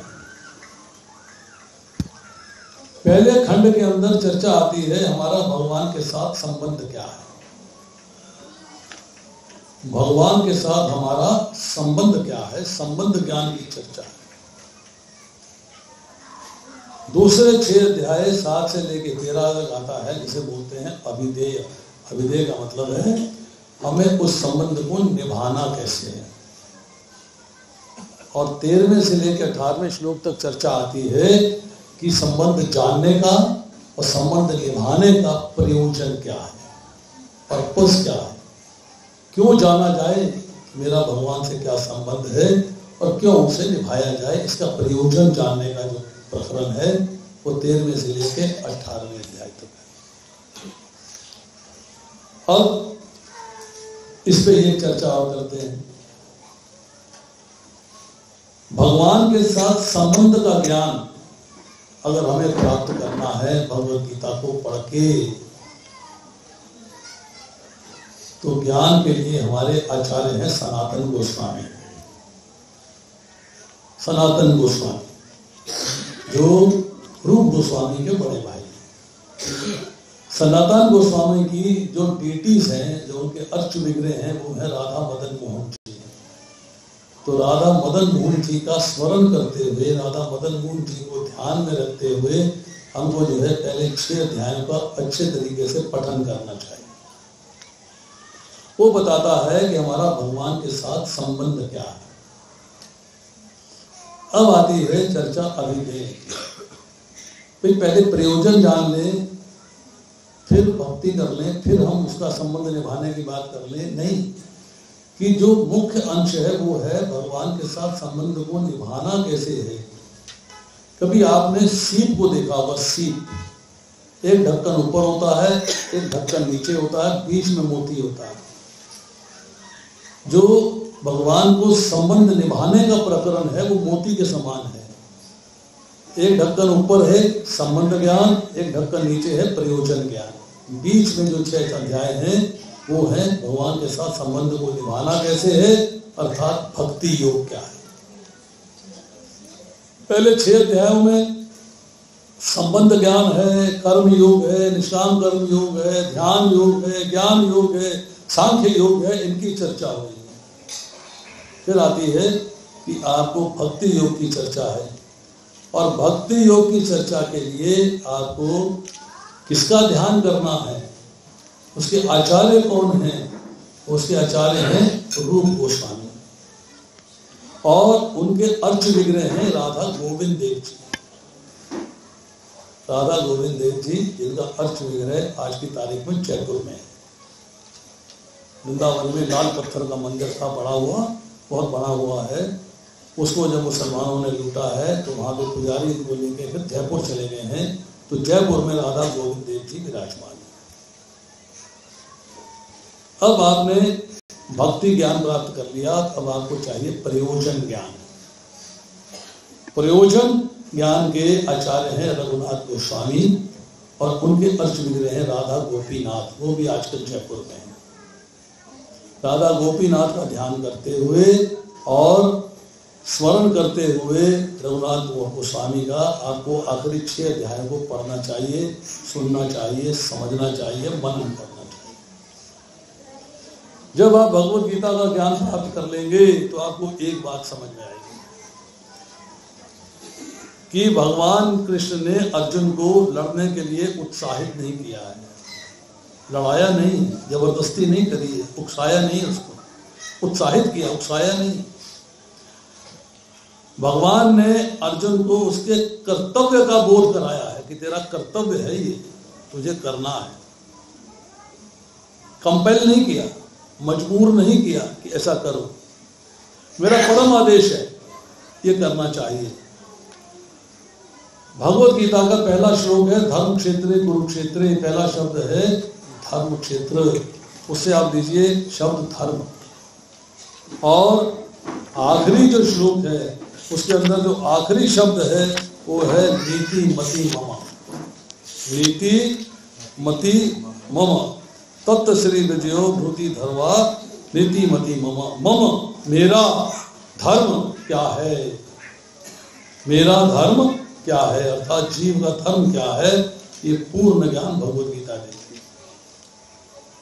धर्म क्या है? चीनी का धर्म है मिठास, नमक का धर्म है नमकीन होना, अग्नि का धर्म है गर्मी और प्रकाश। चीनी नमकीन नहीं हो सकती, नमक मीठा नहीं हो सकता, अग्नि बिना प्रकाश के, बिना अग्नि, बिना ऊष्मा के नहीं हो सकती। मतलब किसी भी वस्तु का स्वाभाविक गुण उसका धर्म कहलाता है, और जीव का स्वाभाविक गुण क्या है? भगवान की सेवा। हम किसी ना किसी रूप में किसी ना किसी की सेवा करते हैं, किसी ना किसी की सेवा कर रहे हैं। और मुख्य धर्म क्या है? भगवान की सेवा। अब जो है भगवत गीता के अंत में आके अर्जुन कहता है नष्ट मोह स्मृति लब्धवा, कि मेरा मोह नष्ट हो गया है, मेरी स्मृति वापस आ गई है। करिष्ये वचनम तवा, अब मैं आपके कहे अनुसार कार्य करने के लिए तैयार हूं। अब मैं आपके कहे अनुसार कार्य करने के लिए तैयार हूं। तो ये भगवत गीता का उपदेश है। भगवत गीता के अंदर आज हम करना चाहते थे 1 से लेकर 11 श्लोक, और उसमें अभी 43 मिनट और चाहिए, वो हमारे पास है नहीं, अब समय हो गया है। तो अगली आज याद रखिएगा, भगवत गीता की जो हमने आपको बेस बताया है, बैकग्राउंड बताया है, चर्चा करी है, इसमें अगर किसी का कोई प्रश्न है तो उसे पूछना चाहिए, number 1। Number 2, with due permissions, Bhagavad Gita को पढ़ना है तो आपको घर में कैसे पढ़ना चाहिए इसका ज्ञान होना चाहिए, कि how to read Bhagavad Gita at home, घर में कैसे पढ़ना चाहिए। हम यहाँ आते हैं, सुनते हैं, बहुत अच्छा करते हैं, एक पंथ 3 काज होते हैं। 4 कार्य होते हैं। हम मंदिर में आए, भगवान के दर्शन हो गए, पहला काम हो गया। मंदिर में आए, भक्तों का संग हो गया, दूसरा कार्य हो गया। मंदिर में आए, कथा सुनी, तीसरा कार्य होगा। और मंदिर में आए, प्रसाद पाया, चौथा कार्य। ये सब काम है पाप। पी का मतलब पाप, पा का मतलब है प्रवेश। प्रवेश हो गया अंदर, प्रतिष्ठित बैठ गए, प्रवचन कथा सुन लिया, प्रसाद, पा से फिर प्रसाद, तो सारा खेल पा का है। इस पा में एक 5वीं चीज ऐड कर दीजिएगा, पढ़ना। पढ़ना को ऐड कर दीजिएगा। आपको घर में बैठ के भगवत गीता कैसे पढ़नी चाहिए, ये ज्ञान होना चाहिए। उस ज्ञान की प्राप्ति के लिए आपके पास 2 साधन हैं।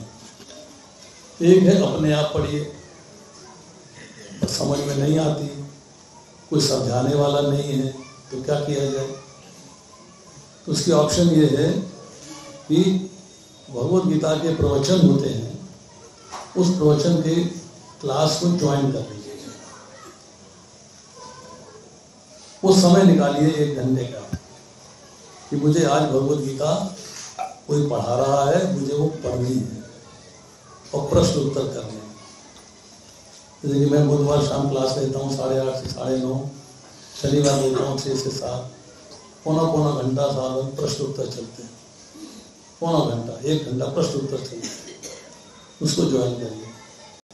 और वीडियो देखिए, YouTube खोलिएगा, उसमें टाइप करिएगा how to read Bhagavad Gita at home. इसमें आपको 4 वीडियो मिलेंगे, उनको पढ़िए, सुनिए कि भगवत गीता को घर में कैसे पढ़ना चाहिए, और उसको अक्षरश जैसे बताया है वैसे ही पालन करिएगा। अपने मन को बाएं दाएं मत भटकाइए, क्योंकि मैंने भी वैसे ही पढ़ी है, मैंने भी उसी तरीके से पढ़ी है और उसी तरीके से मैं आज भी पढ़ता हूँ, रिवाइज भी उसी तरीके से करता हूँ। मेरा आपसे अनुरोध है कि भगवत गीता पे स्ट्रेस करिएगा, भगवत गीता पे जोर लगाइएगा, भगवत गीता को पढ़िएगा, सुनिएगा, समझिएगा, प्रश्न उत्तर करिएगा, भगवत गीता की क्लास में आइएगा, भगवत गीता के कैसे पढ़ना चाहिए घर में उसकी वीडियो सुनिएगा, आपको लाभ होगा। आज कोई प्रश्न है तो पूछ सकते हैं। वैसे तो समय हो गया है, 1 घंटा 12 मिनट हो गए। प्रश्न है प्रभु, आपने बताया था कि भौतिक लोक में जन्म, मृत्यु, बुढ़ापा, बीमारी है, भगवान के धाम में नहीं है, वहाँ जन्म भी नहीं। जी हाँ। तो भौतिक लोक में हमने क्या देखते हैं कि व्यक्ति का एक रूप है, आकार है, जब उसकी मृत्यु होती है तो आत्मा शरीर छोड़ देती है। तो उस गोलोक धाम में, भगवान के धाम में व्यक्ति का क्या आकार होता है, क्या रूप होता है? आत्मा का तो कोई रूप दिखता नहीं, तो वहां वो किस रूप में रहती? समझ में आया जी प्रश्न? क्या बोला इन्होंने कि यहाँ आपके पास एक आकार है, शरीर है, नाक है, कान है, गला है, सर है, बाल है, बाजू, सब कुछ है। भगवान के धाम में क्या है? दिवाली के दिनों में अगर आप बाजार में शॉपिंग करने जाते हैं दिवाली के लिए, तो हम लोग पूजा के लिए ना कुछ चीनी के खिलौने लेके आते हैं। कोई लाया घर में अपने चीनी के खिलौने? उसी का हाथी होता है, उसी की बतख होती है, उसी के गणेश जी होते हैं, उसी का ये, उसी का, मतलब सब कुछ चीनी का होता है। 2 चीजें समझनी चाहिए। एक डुअलिटी, डुअलिटी का मतलब है कि शरीर और आत्मा 2 चीजें हैं। हम शरीर के अंदर आत्मा है, ठीक है? आत्मा ने शरीर को धारण किया है। जब मृत्यु हो जाती है, भगवान के धाम चले जाते हैं, तो आत्मा जो एक सूक्ष्म तत्व है, बाल की नोक के 10,000वें हिस्से के बराबर, वो ट्रेवल करती है सीधा भगवान के धाम में, जिनके कर्मफल समाप्त हो चुके होते हैं। अब भगवान के धाम में जाके वो भगवान के पास जो मुक्ति की प्रकार है, 5 प्रकार की मुक्ति है, सायुज्य मुक्ति है, सामिप्य मुक्ति है, सालोक्य मुक्ति है, और सारूप्य मुक्ति है और साष्टी मुक्ति है। सायुज्य भगवान के धाम में गई, मतलब परव्योम गिरजा नदी पार कर ली और ब्रह्म ज्योति में सूक्ष्म कण के रूप में घूम रही है। मतलब वो यहाँ पे जो है भगवान के निराकार स्वरूप का चिंतन करते थे और भगवान को निर्गुण निराकार मानते थे और या भगवान से वैर रखते थे, परंतु भगवान का स्मरण करते थे लगातार, जैसे कि रावण ने किया, जैसे कि कंस ने किया, शिशुपाल ने किया, गंधवक्र ने किया, पौंड्रक ने किया। हर समय भगवान का स्मरण रहता था, परंतु वैर से रहता था। उसको जो है ब्रह्म ज्योति के अंदर जो है भगवान ले लेते हैं और कण के रूप में ही वहाँ पे घूमता रहता है, ट्रेवल करता रहता है। अब भगवान ने कहा कि इस जीव के जो कर्म फल हैं समाप्त होने के बाद इसके कुछ ऐसे कर्म रहे मेरे प्रति, इसको मेरे लोक में आना चाहिए, तो भगवान उसे अपने लोक में ले लेते हैं। इसको मेरे पास आना चाहिए तो अपने पास ले लेते हैं। इसको मेरे जैसा रूप मिलना चाहिए तो भगवान उसे अपने जैसा रूप दे देते हैं। इसे मेरे जैसा ऐश्वर्य मिलना चाहिए तो वैसा ऐश्वर्य देते हैं। वही आत्मा जो सूक्ष्म रूप में प्रेजेंट थी उसी को पूर्ण रूप मिल जाता है। अब भगवान कहते हैं कि मेरे लोक में रहना चाहती है, पर मैं इसे बतख बना के इससे आनंद लेना चाहता हूँ, तोता बनाना चाहता हूँ, कोयल बनाना चाहता हूँ, मैं इसको जो है हाथी बनाना चाहता हूँ, घोड़ा बनाना चाहता हूँ, वृक्ष बनाना चाहता हूँ। मतलब जो जिस रूप से भगवान आनंद लेना चाहते हैं उस आत्मा को वही स्वरूप मिल जाता है। जैसे कि चीनी डाली और खिलौना, चाहे हाथी बना लिया, चाहे बतख बना ली, चाहे तोता बना लिया, चाहे कुछ बना लिया, इसी तरह उस आत्मा को भी वही स्वरूप प्राप्त हो जाता है, वही स्वरूप प्राप्त हो जाता है। वहां पर शरीर अलग और आत्मा अलग नहीं होती। हमारे यहाँ शरीर जो है पृथ्वी जल अग्नि वायु आकाश का बना हुआ है, मन बुद्धि अहंकार का बना हुआ है। वहां पर शरीर की ऐसी क्वालिटी नहीं होती। वही आत्मा का उस परिवर्तन हो जाता है, उसी फॉर्म को वह धारण कर लेती है जिस फॉर्म में भगवान आपके साथ आनंद लेना चाहते हैं। जैसे आपके साथ आनंद लेना चाहते हैं वही रूप दे देते हैं। तो अपने जैसा आनंद देना चाहते हैं तो अपने जैसा रूप, चतुर्भुज रूप दे देते हैं। अपने जैसा ऐश्वर्य देना चाहते हैं तो अपने जैसा ऐश्वर्य दे देते हैं। वही आत्मा का परिवर्तन उसी रूप में हो जाता है। क्लियर? और कुछ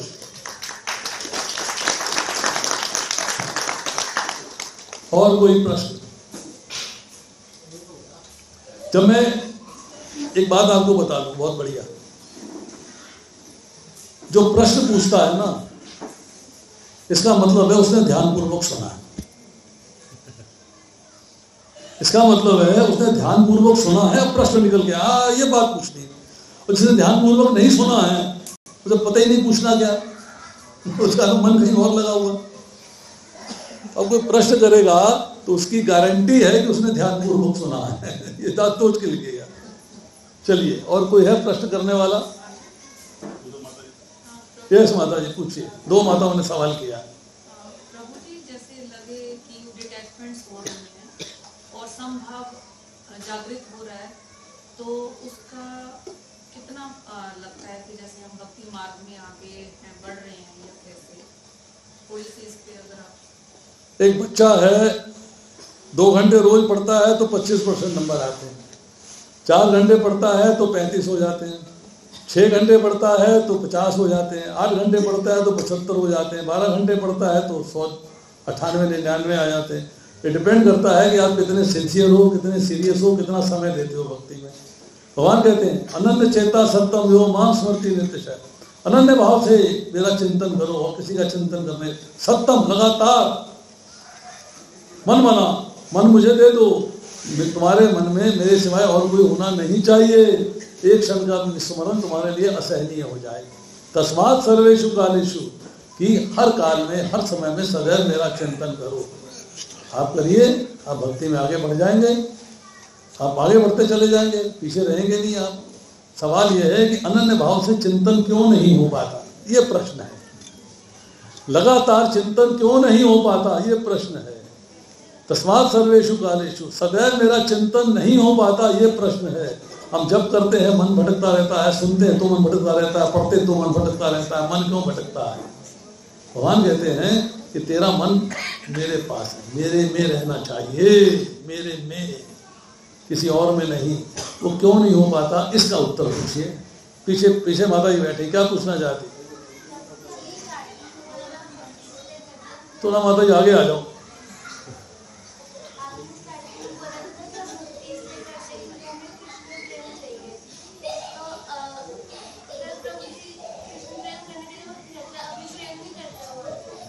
तो इनका प्रश्न जोर से बताइए। माइक है क्या दूसरा? इधर आ जाओ बेटा, सामने आ जाओ।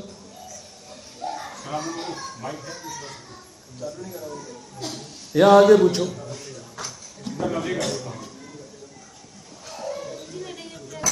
यहाँ आओ।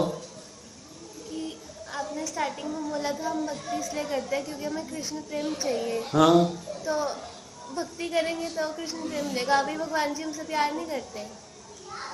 कैसे करेंगे आप मुझे बताओ। भक्ति का अर्थ क्या होता है पहले ये बताइए। चैंटिंग करना, भगवत गीता रीड करना।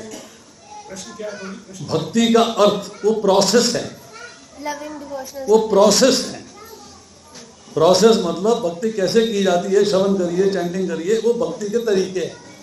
भक्ति का अर्थ क्या है? भक्ति का अर्थ है भगवान की प्रेममयी सेवा। भगवान की प्रेममयी, कंपल्शन में नहीं, कुड़कुड़ कुड़कुड़ करते हुए नहीं, प्रेम से भगवान की सेवा करनी, वो भक्ति है। ठीक है, भगवान हमसे भक्ति, हम भक्ति करते हैं, भगवान की सेवा करते हैं, भगवान हमसे प्रसन्न होते हैं कि नहीं होते हमें कैसे पता लगे? तुम्हें पता है? नहीं पता। तुम्हारी क्लास में कोई बच्चा फर्स्ट आता है, टीचर उससे प्यार करती कि नहीं करती? क्यों करती है? अच्छा बच्चा है, कहना मानता है, होमवर्क पूरा करके लाता है, सवाल सारे सॉल्व करके लाता है, जो टीचर कहती है उस आदेश पे चलता है, अपनी मर्जी नहीं करता है, बहाने नहीं बनाता, तब टीचर उससे प्यार करती है। आप कहोगे टीचर जी मुझे तो प्यार नहीं करती हैं। क्यों करेंगी? तू तो होमवर्क ही नहीं करके लाती, क्यों करेंगी तेरे से? टीचर उसी से प्यार करेगी जो बच्चा टीचर के आदेश का पालन करता है। भगवान भी उसी से प्यार करेंगे जो भगवान के आदेश का पालन करेगा। ठीक है, और कुछ नहीं। हाँ जी, आप कुछ कह रही थी, दोबारा से बताइए।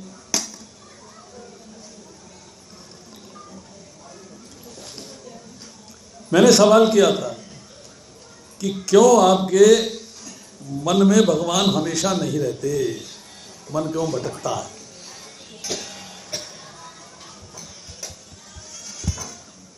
है उत्तर? उत्तर चाहते हैं? आज चाहते हैं कि अगली बार चाहते हैं? कितने लोग आज चाहते हैं? लेट हो जाएंगे, मैं लेट हो जाऊंगा, मुझे दिल्ली जाना।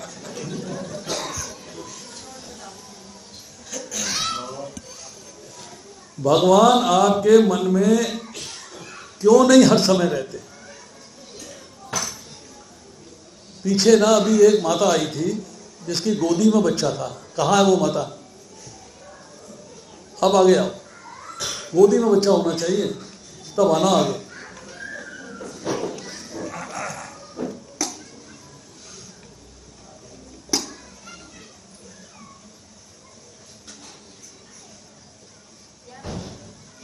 अब बैठ जाओ, कोई दिक्कत नहीं है। एक और माता आई, उनकी भी गोदी में बच्चा है।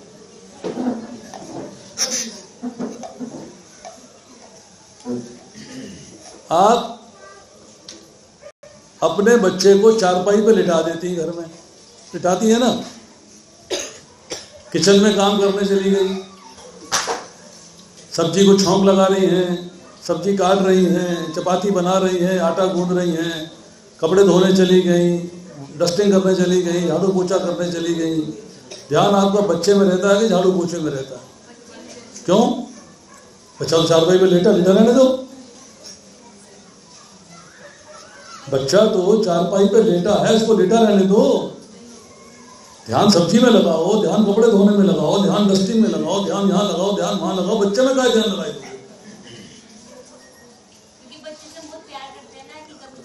एक बात, ये बच्चा है आपके पास, एक बच्चा है इनके पास, ये दोनों बाहर खेलने चले गए आंगन में या सड़क पे। आपका ध्यान अपने बच्चे में रहेगा कि दूसरे बच्चे में रहेगा? तो दूसरा बच्चा बच्चा नहीं है क्या?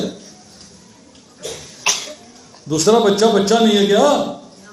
उसमें ध्यान क्यों नहीं है? इसलिए कि आपने अपने बच्चे के साथ अपने संबंध को समझ लिया है।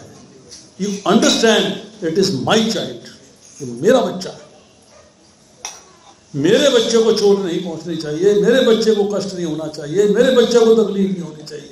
दूसरे के बारे में आप नहीं सोचते। मुद्दा क्या है, निष्कर्ष क्या है कि आपने अपने बच्चे के साथ अपने संबंध को समझ लिया है, इसलिए बच्चा आपके स्मरण से नहीं उतरता। कुछ भी काम कर रहे हो ध्यान बच्चे में रहता है। घर में आप कुछ भी काम करो ध्यान आपका किसमें रहेगा? बच्चे में। क्यों? बच्चा आपका है। अभी तक मैंने भगवान के साथ अपने संबंध को नहीं समझा कि भगवान मेरे हैं और मैं भगवान का हूं, ये संबंध नहीं समझा है, इसलिए भगवान में मन नहीं लगता, मन भटकता रहता है। जिस दिन आप ये समझ जाएंगे मेरा भगवान के साथ संबंध क्या है, मुझे भगवान के साथ संबंध को निभाना है, उस दिन से भगवान आपके मन से निकलेंगे नहीं, याद रखिएगा।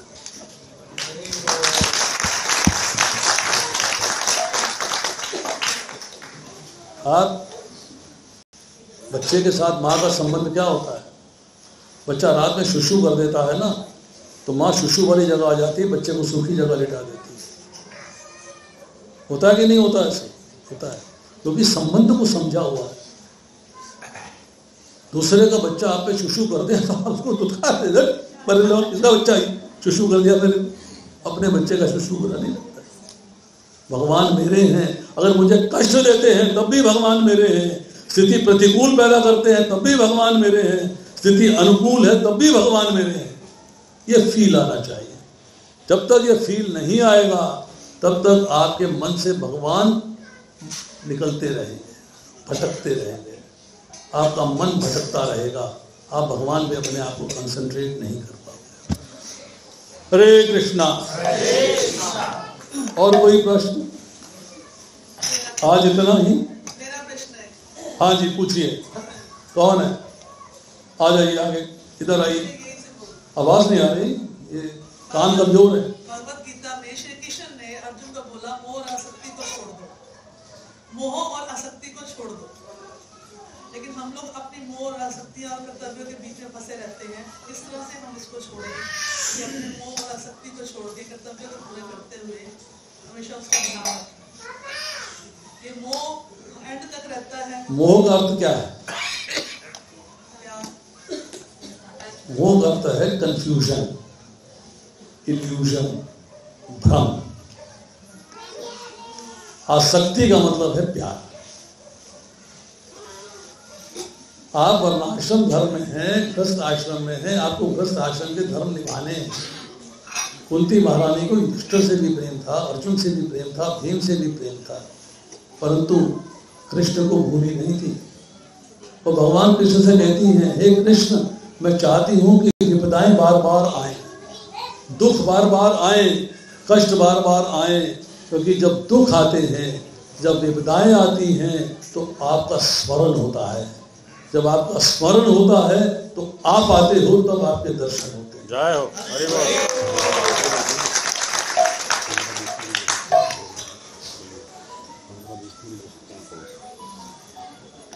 तो बात सोचिएगा कि आपको मोह त्यागना है, मतलब भ्रम की स्थिति में नहीं रहना है। भ्रम की स्थिति का मतलब यह है कि भगवान ने आपको बुद्धि दी है। बुद्धि किस लिए है? बुद्धि का कार्य क्या है? जो मैंने आज श्लोक कोट किया था, शोच्यान शोचोस्तम प्रज्ञावादांश भाष्यते, उसमें आपकी पंडा जागृत हो गई है, अर्थात आपकी बुद्धि जागृत हो गई है, बुद्धि विवेकमयी हो गई है। बुद्धि में विवेक जागृत होने का अर्थ ये है कि अब आप बुद्धि से फैसला कर सकते हो what is right and what is wrong, क्या ठीक है और क्या गलत है, क्या उचित है क्या अनुचित है, क्या करणीय है क्या अकरणीय है, क्या कर्तव्य है क्या अकर्तव्य है। अर्थात बुद्धि के द्वारा फैसला कर सकते हो कि मुझे क्या करना चाहिए और क्या नहीं करना चाहिए। जब बुद्धि सीधी हो जाएगी, अर्जुन ने कहा ना मेरा मोह नष्ट हो गया है, मतलब मैं बुद्धि के द्वारा फैसला कर पा रहा हूँ कि क्या ठीक है क्या खराब है। हुआ कैसे है? आपकी कृपा से, आपकी कृपा से। भगवान से कह रहा है आपकी कृपा से मेरा मोह नष्ट हो गया। मोह का मतलब प्रेम नष्ट नहीं हुआ, संबंध नष्ट नहीं हुआ। मोह का मतलब यह है कि कंफ्यूजन खत्म हो गया है। अब कंफ्यूजन की बात करता हूँ। देखिए एक अच्छी बात आपको बताता हूँ। अर्जुन ने कहा कि मैं पलट कर भीष्म और द्रोण पे बाण कैसे चलाऊंगा। भीष्म मेरे पितामह हैं, उनकी गोदी में खेला। ये चर्चा करेंगे हम जब दूसरे अध्याय में आएंगे तो इसकी श्लोकों की चर्चा करेंगे। द्रोणाचार्य मेरे गुरु हैं, उन्होंने मुझे शस्त्र विद्या का ज्ञान दिया है, राजनीति का ज्ञान दिया है, अस्त्र विद्या का ज्ञान दिया है। मैं उनके पलट कर बाण कैसे चलाऊंगा? मेरे गुरु हैं। मोह आ गया, मतलब कंफ्यूजन आ गया कि मैं बाण कैसे चलाऊंगा। कंफ्यूजन क्रिएट हो गया है, कैसे चलेगा बाण? उत्तर क्या है? 7वें अध्याय में जाके भगवान बताते हैं कि जो जो कर्तव्य पथ पर श्रेष्ठ पुरुष चलते हैं सामान्य जन उसको फॉलो करते हैं। श्रेष्ठ पुरुष जिस रास्ते पे चलता है सामान्य जन उसको फॉलो करता है। परसों का उदाहरण देता हूं आपको। प्रधानमंत्री की माता का देहांत हो गया, उन्होंने 2 घंटे के बाद अपनी नॉर्मल ड्यूटी शुरू कर दी। उद्घाटन किए वर्चुअल, 2 घंटे रहे अपनी माँ के शमशान घाट में, बस 2 घंटे से अधिक नहीं। वो श्रेष्ठ पुरुष है हमारे भारत के, तो सब उनको फॉलो कर रहे हैं। हर व्यक्ति अपनी ड्यूटी पे था। 3 दिन का शोक, 3 दिन की छुट्टी डिक्लेयर नहीं हुई कि प्रधानमंत्री की माँ मर गई, 3 दिन की छुट्टी हो जाए। उन्होंने अपने आचरण से दिखाया कि कर्तव्य पहले है। हमें भी, हम श्रेष्ठ जन को फॉलो करते हैं। तो वहां क्या कहा जा रहा है? अगर भीष्म आपसे श्रेष्ठ हैं, द्रोणाचार्य आपसे श्रेष्ठ हैं। द्रोणाचार्य की क्वालिटी क्या है कि उन्होंने अर्जुन को ब्रह्मास्त्र चलाने का तरीका बताया है और ब्रह्मास्त्र की तोड़ का तरीका भी बताया है। अपने पुत्र अश्वत्थामा को ब्रह्मास्त्र चलाने का तरीका बताया है, तोड़ का तरीका नहीं बताया। इतना प्रेम था अर्जुन से, जिससे द्रोणाचार्य इतना प्रेम करते हैं। वो युद्ध भूमि में उनके सामने खड़े हैं अर्जुन को मारने के लिए। तो शास्त्र क्या कहता है कि श्रेष्ठ जन को फॉलो करो, कि आप भी उनको मारने के लिए उद्यत हो जाओ, क्योंकि जो वो उनके पद चिन्हों पे चलना है आपको। हमें ये देखना है कि हमें मोह त्यागना है, मोह से छुटकारा पाना। दूसरा है आसक्ति। आसक्ति क्या है? व्हाट इज आसक्ति? ध्यायते विषयान पुंसा संगतेषु उपजायते संगात संजायते कामा कामात क्रोध विजायते। कि विषयों के चिंतन करने से हमारे विषयों में आसक्ति हो जाती है। जब विषयों में आसक्ति हो जाती है तो हमें फिर कामना उत्पन्न होती है, डिजायर, इच्छा, उसको प्राप्त करने के लिए। और जब इच्छा उत्पन्न होती है तो इच्छा को पूर्ण करने के लिए कर्म करना पड़ता है। ये प्रोसेस है। 1 2 3 4।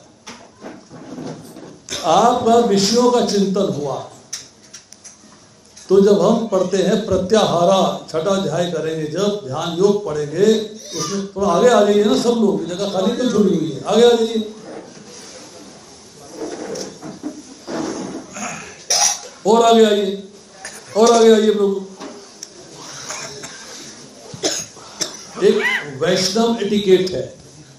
मैं आपको वैष्णव एटिकेट का एक मुख्य बात बताता हूं। जब भी कोई व्यक्ति कथा चल रही हो और मंदिर में आता है, उसे दूर से ही प्रणाम करके पीछे बैठ जाना चाहिए, आगे नहीं आना चाहिए। सबको डिस्टर्ब करता है। जो आए हैं उनको आगे आगे बैठना चाहिए। आगे किसके लिए जगह खाली छोड़ी हुई है कि दूसरे आप पीछे जाके बैठे? आप पहले आए, पहले को नहीं बैठोगे आगे, आप पहले आगे बैठो। जो बाद में आएगा वो पीछे से आएगा, पीछे ही प्रणाम करेगा, सामने जाके प्रणाम नहीं करेगा, पीछे से ही प्रणाम करेगा, पीछे से ही दंडवत करेगा। और जब आल्टर बंद हो तब वो दंडवत नहीं करेगा, तो हाथ जोड़ के प्रणाम करेगा और पीछे ही बैठ जाएगा। सबको आगे आगे बैठना चाहिए। जगह कम है, हॉल छोटा है, लोग ज़्यादा हैं, एडजस्टमेंट होनी चाहिए। तो हम लोग चर्चा क्या कर रहे थे, किस बात पे चर्चा चल रही थी? आसक्ति पे। जब आपकी आसक्ति कैसे है, आसक्ति किसमें होनी चाहिए? अगर आपकी आसक्ति भौतिक संसार में है तो उस वस्तु को प्राप्त करने के लिए आप जो है कर्म करेंगे, और कर्म करेंगे तो आसक्ति के लिए अगर आपके इच्छाएं ज्यादा है, असीम, अनगिनत, तो पाप के कर्म होंगे, क्योंकि आप सकाम कर्म अर्थात जो शास्त्र के अनुसार कर्म बताए गए हैं उनके अनुसार अपनी असीम इच्छाओं की पूर्ति नहीं कर सकते। जब आपकी इच्छाएं जो है मध्य मार्ग में रहेंगी, लिमिटेड, तो आपका पुण्य कार्य भी हो सकता है और पाप कार्य भी हो सकता है। जब आपकी इच्छाएं जीरो हो जाएगी तब आपसे न पाप का कार्य होगा न पुण्य का कार्य होगा, सिर्फ भगवान का कार्य होगा। विहाय कामान ये समान पवन श्रुति निष्प्रह है निरंतर से शांति मधि गच्छति। शांति किसे प्राप्त होती है? भगवान का धाम किसे प्राप्त होता है? दो वैरायटी के लोग हैं। भगवान कहते हैं इच्छाओं का प्रवाह आपके मन के अंदर ऐसे ही रहता है जैसे नदियों का प्रवाह समुद्र के अंदर रहता है। नदियां लगातार समुद्र में प्रवेश करती रहती हैं, ऐसी इच्छाएं आपके मन में लगातार आती रहती हैं। अगर आप इच्छाओं की पूर्ति करने का प्रयास करते हो तो आपसे पुण्य कार्य भी हो सकता है और पापमय कार्य भी हो सकता है, अकर्म भी हो सकता है, तीनों हो सकते हैं। परंतु विहाय कामान ये सर्वान पुमान चरती निष्प्रह है, जिसने इच्छाओं का त्याग कर दिया है, इच्छाएं नहीं है, इच्छा केवल एक है, हे भगवान आपकी सेवा में कैसे लगे, बस वो इच्छा। वर्णाश्रम धर्म के अनुसार गृहस्थ चलाने के लिए, परिवार चलाने के लिए जो कार्य आवश्यक हैं, जो भक्ति के अनुकूल हैं, भक्ति के प्रतिकूल नहीं है, वो कार्य करिए, ईमानदारी से करिए, ऑनेस्टी से करिए, भगवान को ध्यान में रख के करिए, भगवान को स्मरण करते हुए करिए। पर अगर आप जो है अपने परिवार को चलाने के लिए, अपने घर को चलाने के लिए, अपने संसार को चलाने के लिए बेईमानी का कार्य करते हैं, गलत कार्य करते हैं, विकर्म करते हैं, तो आप पाप कार्य हो जाएगा। पाप हो या पुण्य हो, दोनों कर्मों के फल के अनुरूप आपको शरीर धारण करना ही पड़ेगा, कोई रास्ता नहीं। तो इच्छाएं नहीं होनी चाहिए। तो आसक्ति का अर्थ क्या हुआ? आसक्ति का मतलब है कि आपकी उन इच्छाओं कामनाओं के प्रति आसक्ति हो, आपकी आसक्ति होगी उस वस्तु के प्रति।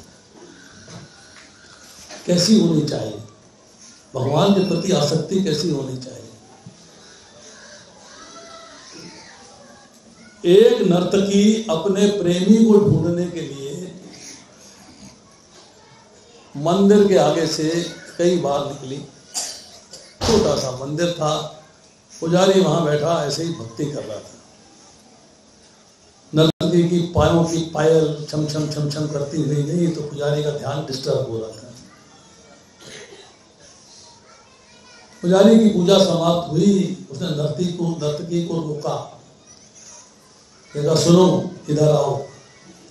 नर्तकी पहुंची, हाथ जोड़ के खड़ी हो गई। कहिए महाराज, तुम देख नहीं रही हो कि मैं भगवान की सेवा कर रहा हूं, भजन कर रहा हूं, जप कर रहा हूं, मैं भगवान का स्मरण कर रहा हूं, और तुम जो है मेरे सामने से पायल खनखनाती हुई 4 से 8 बार निकल गई हो यहां से, मैं डिस्टर्ब हो गया हूं। नर्तकी ने हाथ जोड़े, क्षमा मांगी, क्षमा कर दे, मैं अज्ञानी हूं, मैं अबोध हूं, मुझे समझ नहीं है, मुझे क्षमा चाहिए। भक्त ने कहा ठीक है भाई, क्षमा मांग रही है, क्षमा दे देते हैं, कोई बात नहीं। माफी मांग ली ना, सॉरी कह दिया, ठीक है चलो, फिर जाओ क्षमा किया, आगे से ध्यान रखना, फिर आगे से ध्यान रखो। अब नर्तकी ने उस भक्त से कहा, भक्त जी मैं आपसे एक सवाल करना चाहती हूँ, आप उत्तर देंगे, बुरा तो नहीं मानेंगे? बोली नहीं, बुरा नहीं मानूंगा, करो। क्षमा मांग ली है बेचारी, अब तो समय याचना कर चुकी है, उत्तर देने में क्या हर्ज है। बोले हाँ ठीक है, पूछो। कहती मेरा प्रश्न ये है कि मैं तो अपने प्रेमी के प्रेम में आसक्त थी, प्रेमी के प्रेम में पागल थी, उसको ढूंढते हुए मैं आपके आगे से 5-6 बार निकल गई, मुझे आप दिखाई नहीं दिए, आप दिखते तो मैं सामने से निकलती नहीं। मैं तो प्रेमी के प्रेम में पागल थी, उसको ढूंढते हुए मैं आपके आगे से 5-6-8 बार निकल गई, मुझे आप दिखाई नहीं दिए। अरे आप तो भगवान के प्रेम में पागल हो, आपको मैं कैसे दिखाई दे गई? ये आसक्ति है। आसक्ति भगवान में होनी चाहिए कि भगवान के आगे और कुछ दिखाई नहीं। जीवन यापन करना है, काम धंधा करना है, संसार चलाना है, सब कार्य करना है, परंतु कैसे? वैराग्य से। वैराग्य क्या है? छोड़ के पहाड़ की गुफा में नहीं जाके बैठ जाना है। वैराग्य का मतलब है जो कार्य, जो वस्तु, जो बातें भगवान कृष्ण की सेवा से विमुख करती हैं, उनसे दूर हटाती है, उनको छोड़ देना। और जो बातें, जो वस्तु, जो सामान, जो परिस्थितियां भगवान की सेवा के अनुकूल हैं, भगवान की सेवा में लगाती हैं, उनको स्वीकार कर लेना, ये वैराग्य है।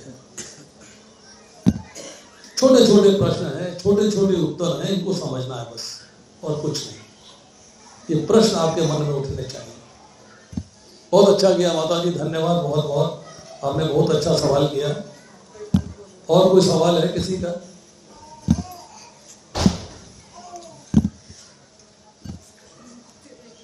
हाँ, बहुत सुविधाएं उपलब्ध हैं, ऑनलाइन अवेलेबल हैं। मैं मैसेज भेजता हूँ, सतीश बोरा लोगों ने ग्रुप बनाया पानीपत डिवोटीज का, उसमें आइए, ज्वाइन करिए, भगवद गीता क्लास अटेंड करिए। जैसे यहाँ हो रही है ऐसे वहाँ हो रही है। 10वां अध्याय चल रहा है, कहीं पहला अध्याय चल रहा है, आज भी पहला अध्याय चलेगा। आप बार बार सुनेंगे तो बार बार आनंद की प्राप्ति होगी, बार बार समझेंगे, बार बार आपको लगेगा कि यस आज कोई नई चीज पता लगी है, हमको नया ज्ञान मिला है। और कोई सवाल है किसी का? अखिल धर्मा प्रभु। यस, निश्चय का एक सवाल था, आज पूछ रहा था मेरे से अंदर बैठ के। पूछो प्रभु, क्या सवाल है आपका? श्रुति की जो आपने बुक दी थी उसमें लाइन कोट की थी मैंने, कि आपने जो मैंने आपका लेक्चर लिया था ऑनलाइन, उसमें आपने कहा था कि सबसे पहली स्टेज है कि जब ज्ञान प्राप्त, मतलब नॉलेज जो भगवान ने दी है उसको समझने के लिए दिव्य, जैसे आपने भी लेक्चर में बोला कि दिव्य बुद्धि होनी चाहिए, तो उसके लिए वो आपने स्टेप बताया कि पहले सेवा करेंगे तब हमारी दिव्य बुद्धि होगी, फिर समझ आएगी हमें। लेकिन प्रीति पूर्वक भगवान की सेवा करनी। एक आपको बताता हूँ और बात, अच्छी बात बताता हूँ, शायद आपको अच्छा लगे, ना अच्छा लगे तो भी कोई बात नहीं, क्षमा कर दीजिएगा। अच्छा लगे तो अच्छा है। कितने लोग भगवान को भोग लगाते हैं? क्या फायदा होता है भोग लगाने का? तो फायदा है क्या है? वही दाल, वही रोटी, वही सब्जी, वही चावल, वही पापड़, वही चटनी, वही अचार, वही पानी, क्या वही तो है। पर फायदा क्या है? भोग लगने के बाद उससे क्या फर्क पड़ता है? भगवान की दृष्टि पड़ने से अन्न के पाप नष्ट हो जाते हैं। हमारी वाइब्रेशन चली जाती है, वाइब्रेशन चली जाती है, दृष्टि पड़ जाती है, पाप समाप्त हो जाते हैं। कौन से पाप समाप्त होते हैं भगवान को भोग लगाने से?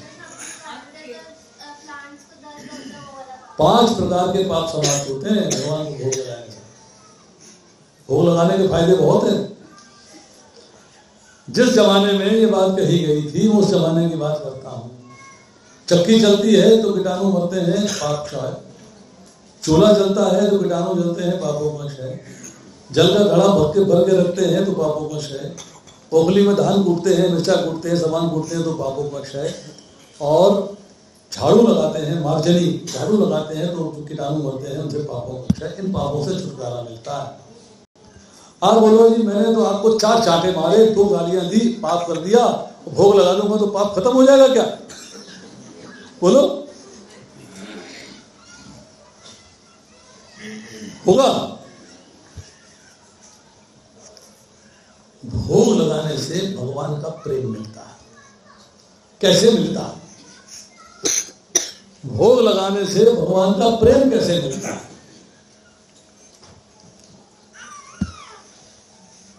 बेटा आज क्या खाओगे शाम को? बोलो, क्या मन है खाने का? सोचने लग गया। यहीं से प्रसाद पाके जाना है। नहीं, वो तो बात अलग है। अभी तो माता बनाएगी, माता बनाएगी। क्या खाओगे? शाम को मैं तो डाइटिंग पे हूँ ना, मैं शाम को खाता ही नहीं। नहीं, दोपहर में क्या खाओगे? कल दोपहर में क्या खाओगे? प्रसाद। प्रसाद। हाँ? प्रसाद। क्या? भगवान को भोग लगाया हुआ प्रसाद। नहीं, कौन सी दाल खाओगे, कौन सी सब्जी खाओगे, ये बताओ। पत्नी ने पति से पूछा कि आज शाम को क्या खाएंगे? पति ने कहा आज कढ़ी बना लेना, कढ़ी चावल खाएंगे आज शाम को। अच्छा ठीक है। बेटे से पूछा, बेटा कॉलेज जा रहा है, बेटा क्या खाओगे? उससे कहता मम्मी आज पनीर खाने का बड़ा मन है, पनीर खाऊंगा। अच्छा। बेटी से पूछा, बेटी तुम क्या खाओगी? बोले मम्मी पास्ता बना लो, पास्ता खाऊंगी। अब माँ जो है किचन में जाके पति के लिए कढ़ी चावल बना रही है, पुत्र के लिए पनीर बना रही है, बिटिया के लिए पास्ता बना रही है। ध्यान में भगवान है, पुत्र है, पुत्री है या पति है? कौन है ध्यान में? ध्यान में कौन है? चेतना में कौन है? किसके लिए बना रहे? किसके लिए बनता है? फैमिली के लिए बनता है। ओहो, बन गया, तैयार हो गया। अरे मंदिर में आए थे, प्रभु जी लेक्चर दे गए थे, भगवान को भोग लगा के खाना चाहिए, चलो भगवान को भोग लगा देते। थाली सजाई और भगवान को लगा दिया। भगवान कहते हैं मेरे लिए तो बनाया नहीं तूने, किसके लिए बनाया था? मेरे लिए तो नहीं बनाया ना। तेरी चेतना में कौन था? तेरी चेतना में था तेरा पति, तेरी चेतना में था तेरा पुत्र, तेरी चेतना में थी तेरी पुत्री। तो उनको स्मरण करते हुए भोग बना रही थी, मेरा स्मरण करते हुए तो बनाया नहीं तूने। बनाया क्या? नहीं, मजबूरी में भोग लगा दिया। डिवोशनल सर्विस विद लव, प्रीति पूर्वक नहीं हुआ। प्रीति तो परिवार में है, प्रीति भगवान में नहीं थी। हाँ, मजबूरी में भगवान को भोग लगा दिया। चलिए कोई बात नहीं, लग तो गया। लड़की की शादी हो रही है, माता पिता ने banquet hall, 5 star hotel, 4 star hotel, tent book किया। बोले भाई प्लेट का रेट क्या है? बोले साहब 2000 रुपये प्लेट है। अच्छा ऐसा करो 500 प्लेट का इंतजाम करो, हमारे 500 गेस्ट आएंगे। 500 प्लेट के लिए 10 लाख रुपया तैयार है। टेंट वाले को, बैंक्वेट हॉल वाले को, 5 स्टार होटल वाले को 10 लाख रुपया दे दिया गया। अब आई लड़का लड़की के खाने की बारी। टेबल लग गए, सबके लिए एक एक प्लेट लगी है। परिवार वाले बैठ गए हैं, रिश्तेदार बैठ गए हैं, बच्चे के माता पिता, लड़की के माता पिता, लड़के के माता पिता, भाई बहन, भाभी, मामी, चाची सब बैठे हैं। एक लंबा टेबल लगा दिया गया है, उसमें सारा परिवार बैठा है, सबकी एक एक थाली है। लड़का लड़की बैठे हैं, उन दोनों की एक थाली है। क्यों भाई? 10 लाख रुपया खर्च कर रहे हो, 2000 बचा रहे हो। एक थाली कितने की है? 2000 की। अगर लड़का लड़की अलग खा लेते तो कितना खर्च ज्यादा हो जाता? एक थाली ज्यादा लग जाती, 2000 ज्यादा लग जाती, सिर्फ 2000 वो आपने बचा दिए। नहीं नहीं नहीं, हमने बचाया नहीं है प्रभु जी, बचाते नहीं हैं। मैंने कहा फिर तो दोनों की एक थाली क्यों लगाई? बोले एक थाली में खाते हैं ना तो प्रेम बढ़ता है। होता है ऐसे? मानते हैं? कितने लोग मानते हैं? एक थाली में खाते हैं तो प्रेम बढ़ता है। मुझे याद है आज से कोई 30 साल पहले की बात है, मैं एक बार टीवी देख रहा था, अभी रिस्पॉन्ड में नहीं आया था, उसके पहले की बात है। तो लालू यादव जो है बता रहे थे टीवी के ऊपर कि हमारे बिहार में, हमारे असम में, नेपाल में, बिहार में, कलकत्ता में, बंगाल में पति जब भोजन ग्रहण कर लेता है तो पत्नी उसी की थाली में थोड़ी दाल डाल लेती है, थोड़ा भात डाल लेती है और खाती है। तो पूछा ऐसा क्यों करती है? कहता है कि सर जूठन खाने से प्रेम बढ़ता है, जूठन खाने से प्रेम बढ़ता है। अब आप सोचो कि आपने भोजन बनाया है भगवान के लिए, चेतना में भगवान है, परिवार नहीं, और आपने उसी शुद्ध चेतना से भगवान को भोग लगा दिया और भगवान की जूठन खुद खा ली, तो आपका भगवान से प्रेम बढ़ेगा कि नहीं बढ़ेगा? सोच लीजिए। तो भगवान से प्रेम बढ़ेगा। इससे सिंपल फार्मूला भगवान से प्रेम बढ़ाने का और नहीं हो सकता। सिंपलेस्ट, इसको चेंज करना, इसको ये थॉट चेंज करना। थॉट क्या है कि मुझे भोजन अपने लिए न बना के भगवान के लिए बनाना है, बस इतना चीज। तो उस वक्त आपके मन में हर समय भगवान रहेंगे, भगवान के लिए बन रहा है। हम बाजार जाते हैं, प्रभु जी गए बाजार सब्जी लेने के लिए, भाई ये टमाटर जरा फर्स्ट क्लास देना, भगवान को भोग लगना है, कीड़ा ना लगा हो। बैंगन अच्छे अच्छे देना, कीड़ा ना लगा हो। भिंडी बढ़िया देना, कीड़ा ना लगा हो। पनीर पुराना ना देना, नया देना, खट्टा ना हो, भगवान को भोग लगना है। हर समय क्या है खरीदते हुए? भगवान से स्मरण आ रहे हैं। जब सोचोगे कि बेटे ने पनीर मांगा था तो बेटा स्मरण आएगा। जब बोलोगे भगवान को पनीर खिलाना है तो भगवान स्मरण। इवन शॉपिंग करते हुए भी आपका मन में भगवान रहते हैं, आपके ध्यान में भगवान रहते हैं, आपके स्मरण में भगवान रहते हैं। और भगवान का स्मरण कैसा होना चाहिए? प्रेममय, प्रेम से, वैर से नहीं, प्रेम से स्मरण करना भगवान। हरे कृष्णा कृष्णा कृष्णा हरे हरे, हरे राम राम राम हरे हरे। चलिए आरती का समय हो गया है, आप सब लोग आरती अटेंड करिए, उसके बाद स्वादिष्ट प्रसादम ग्रहण करिए।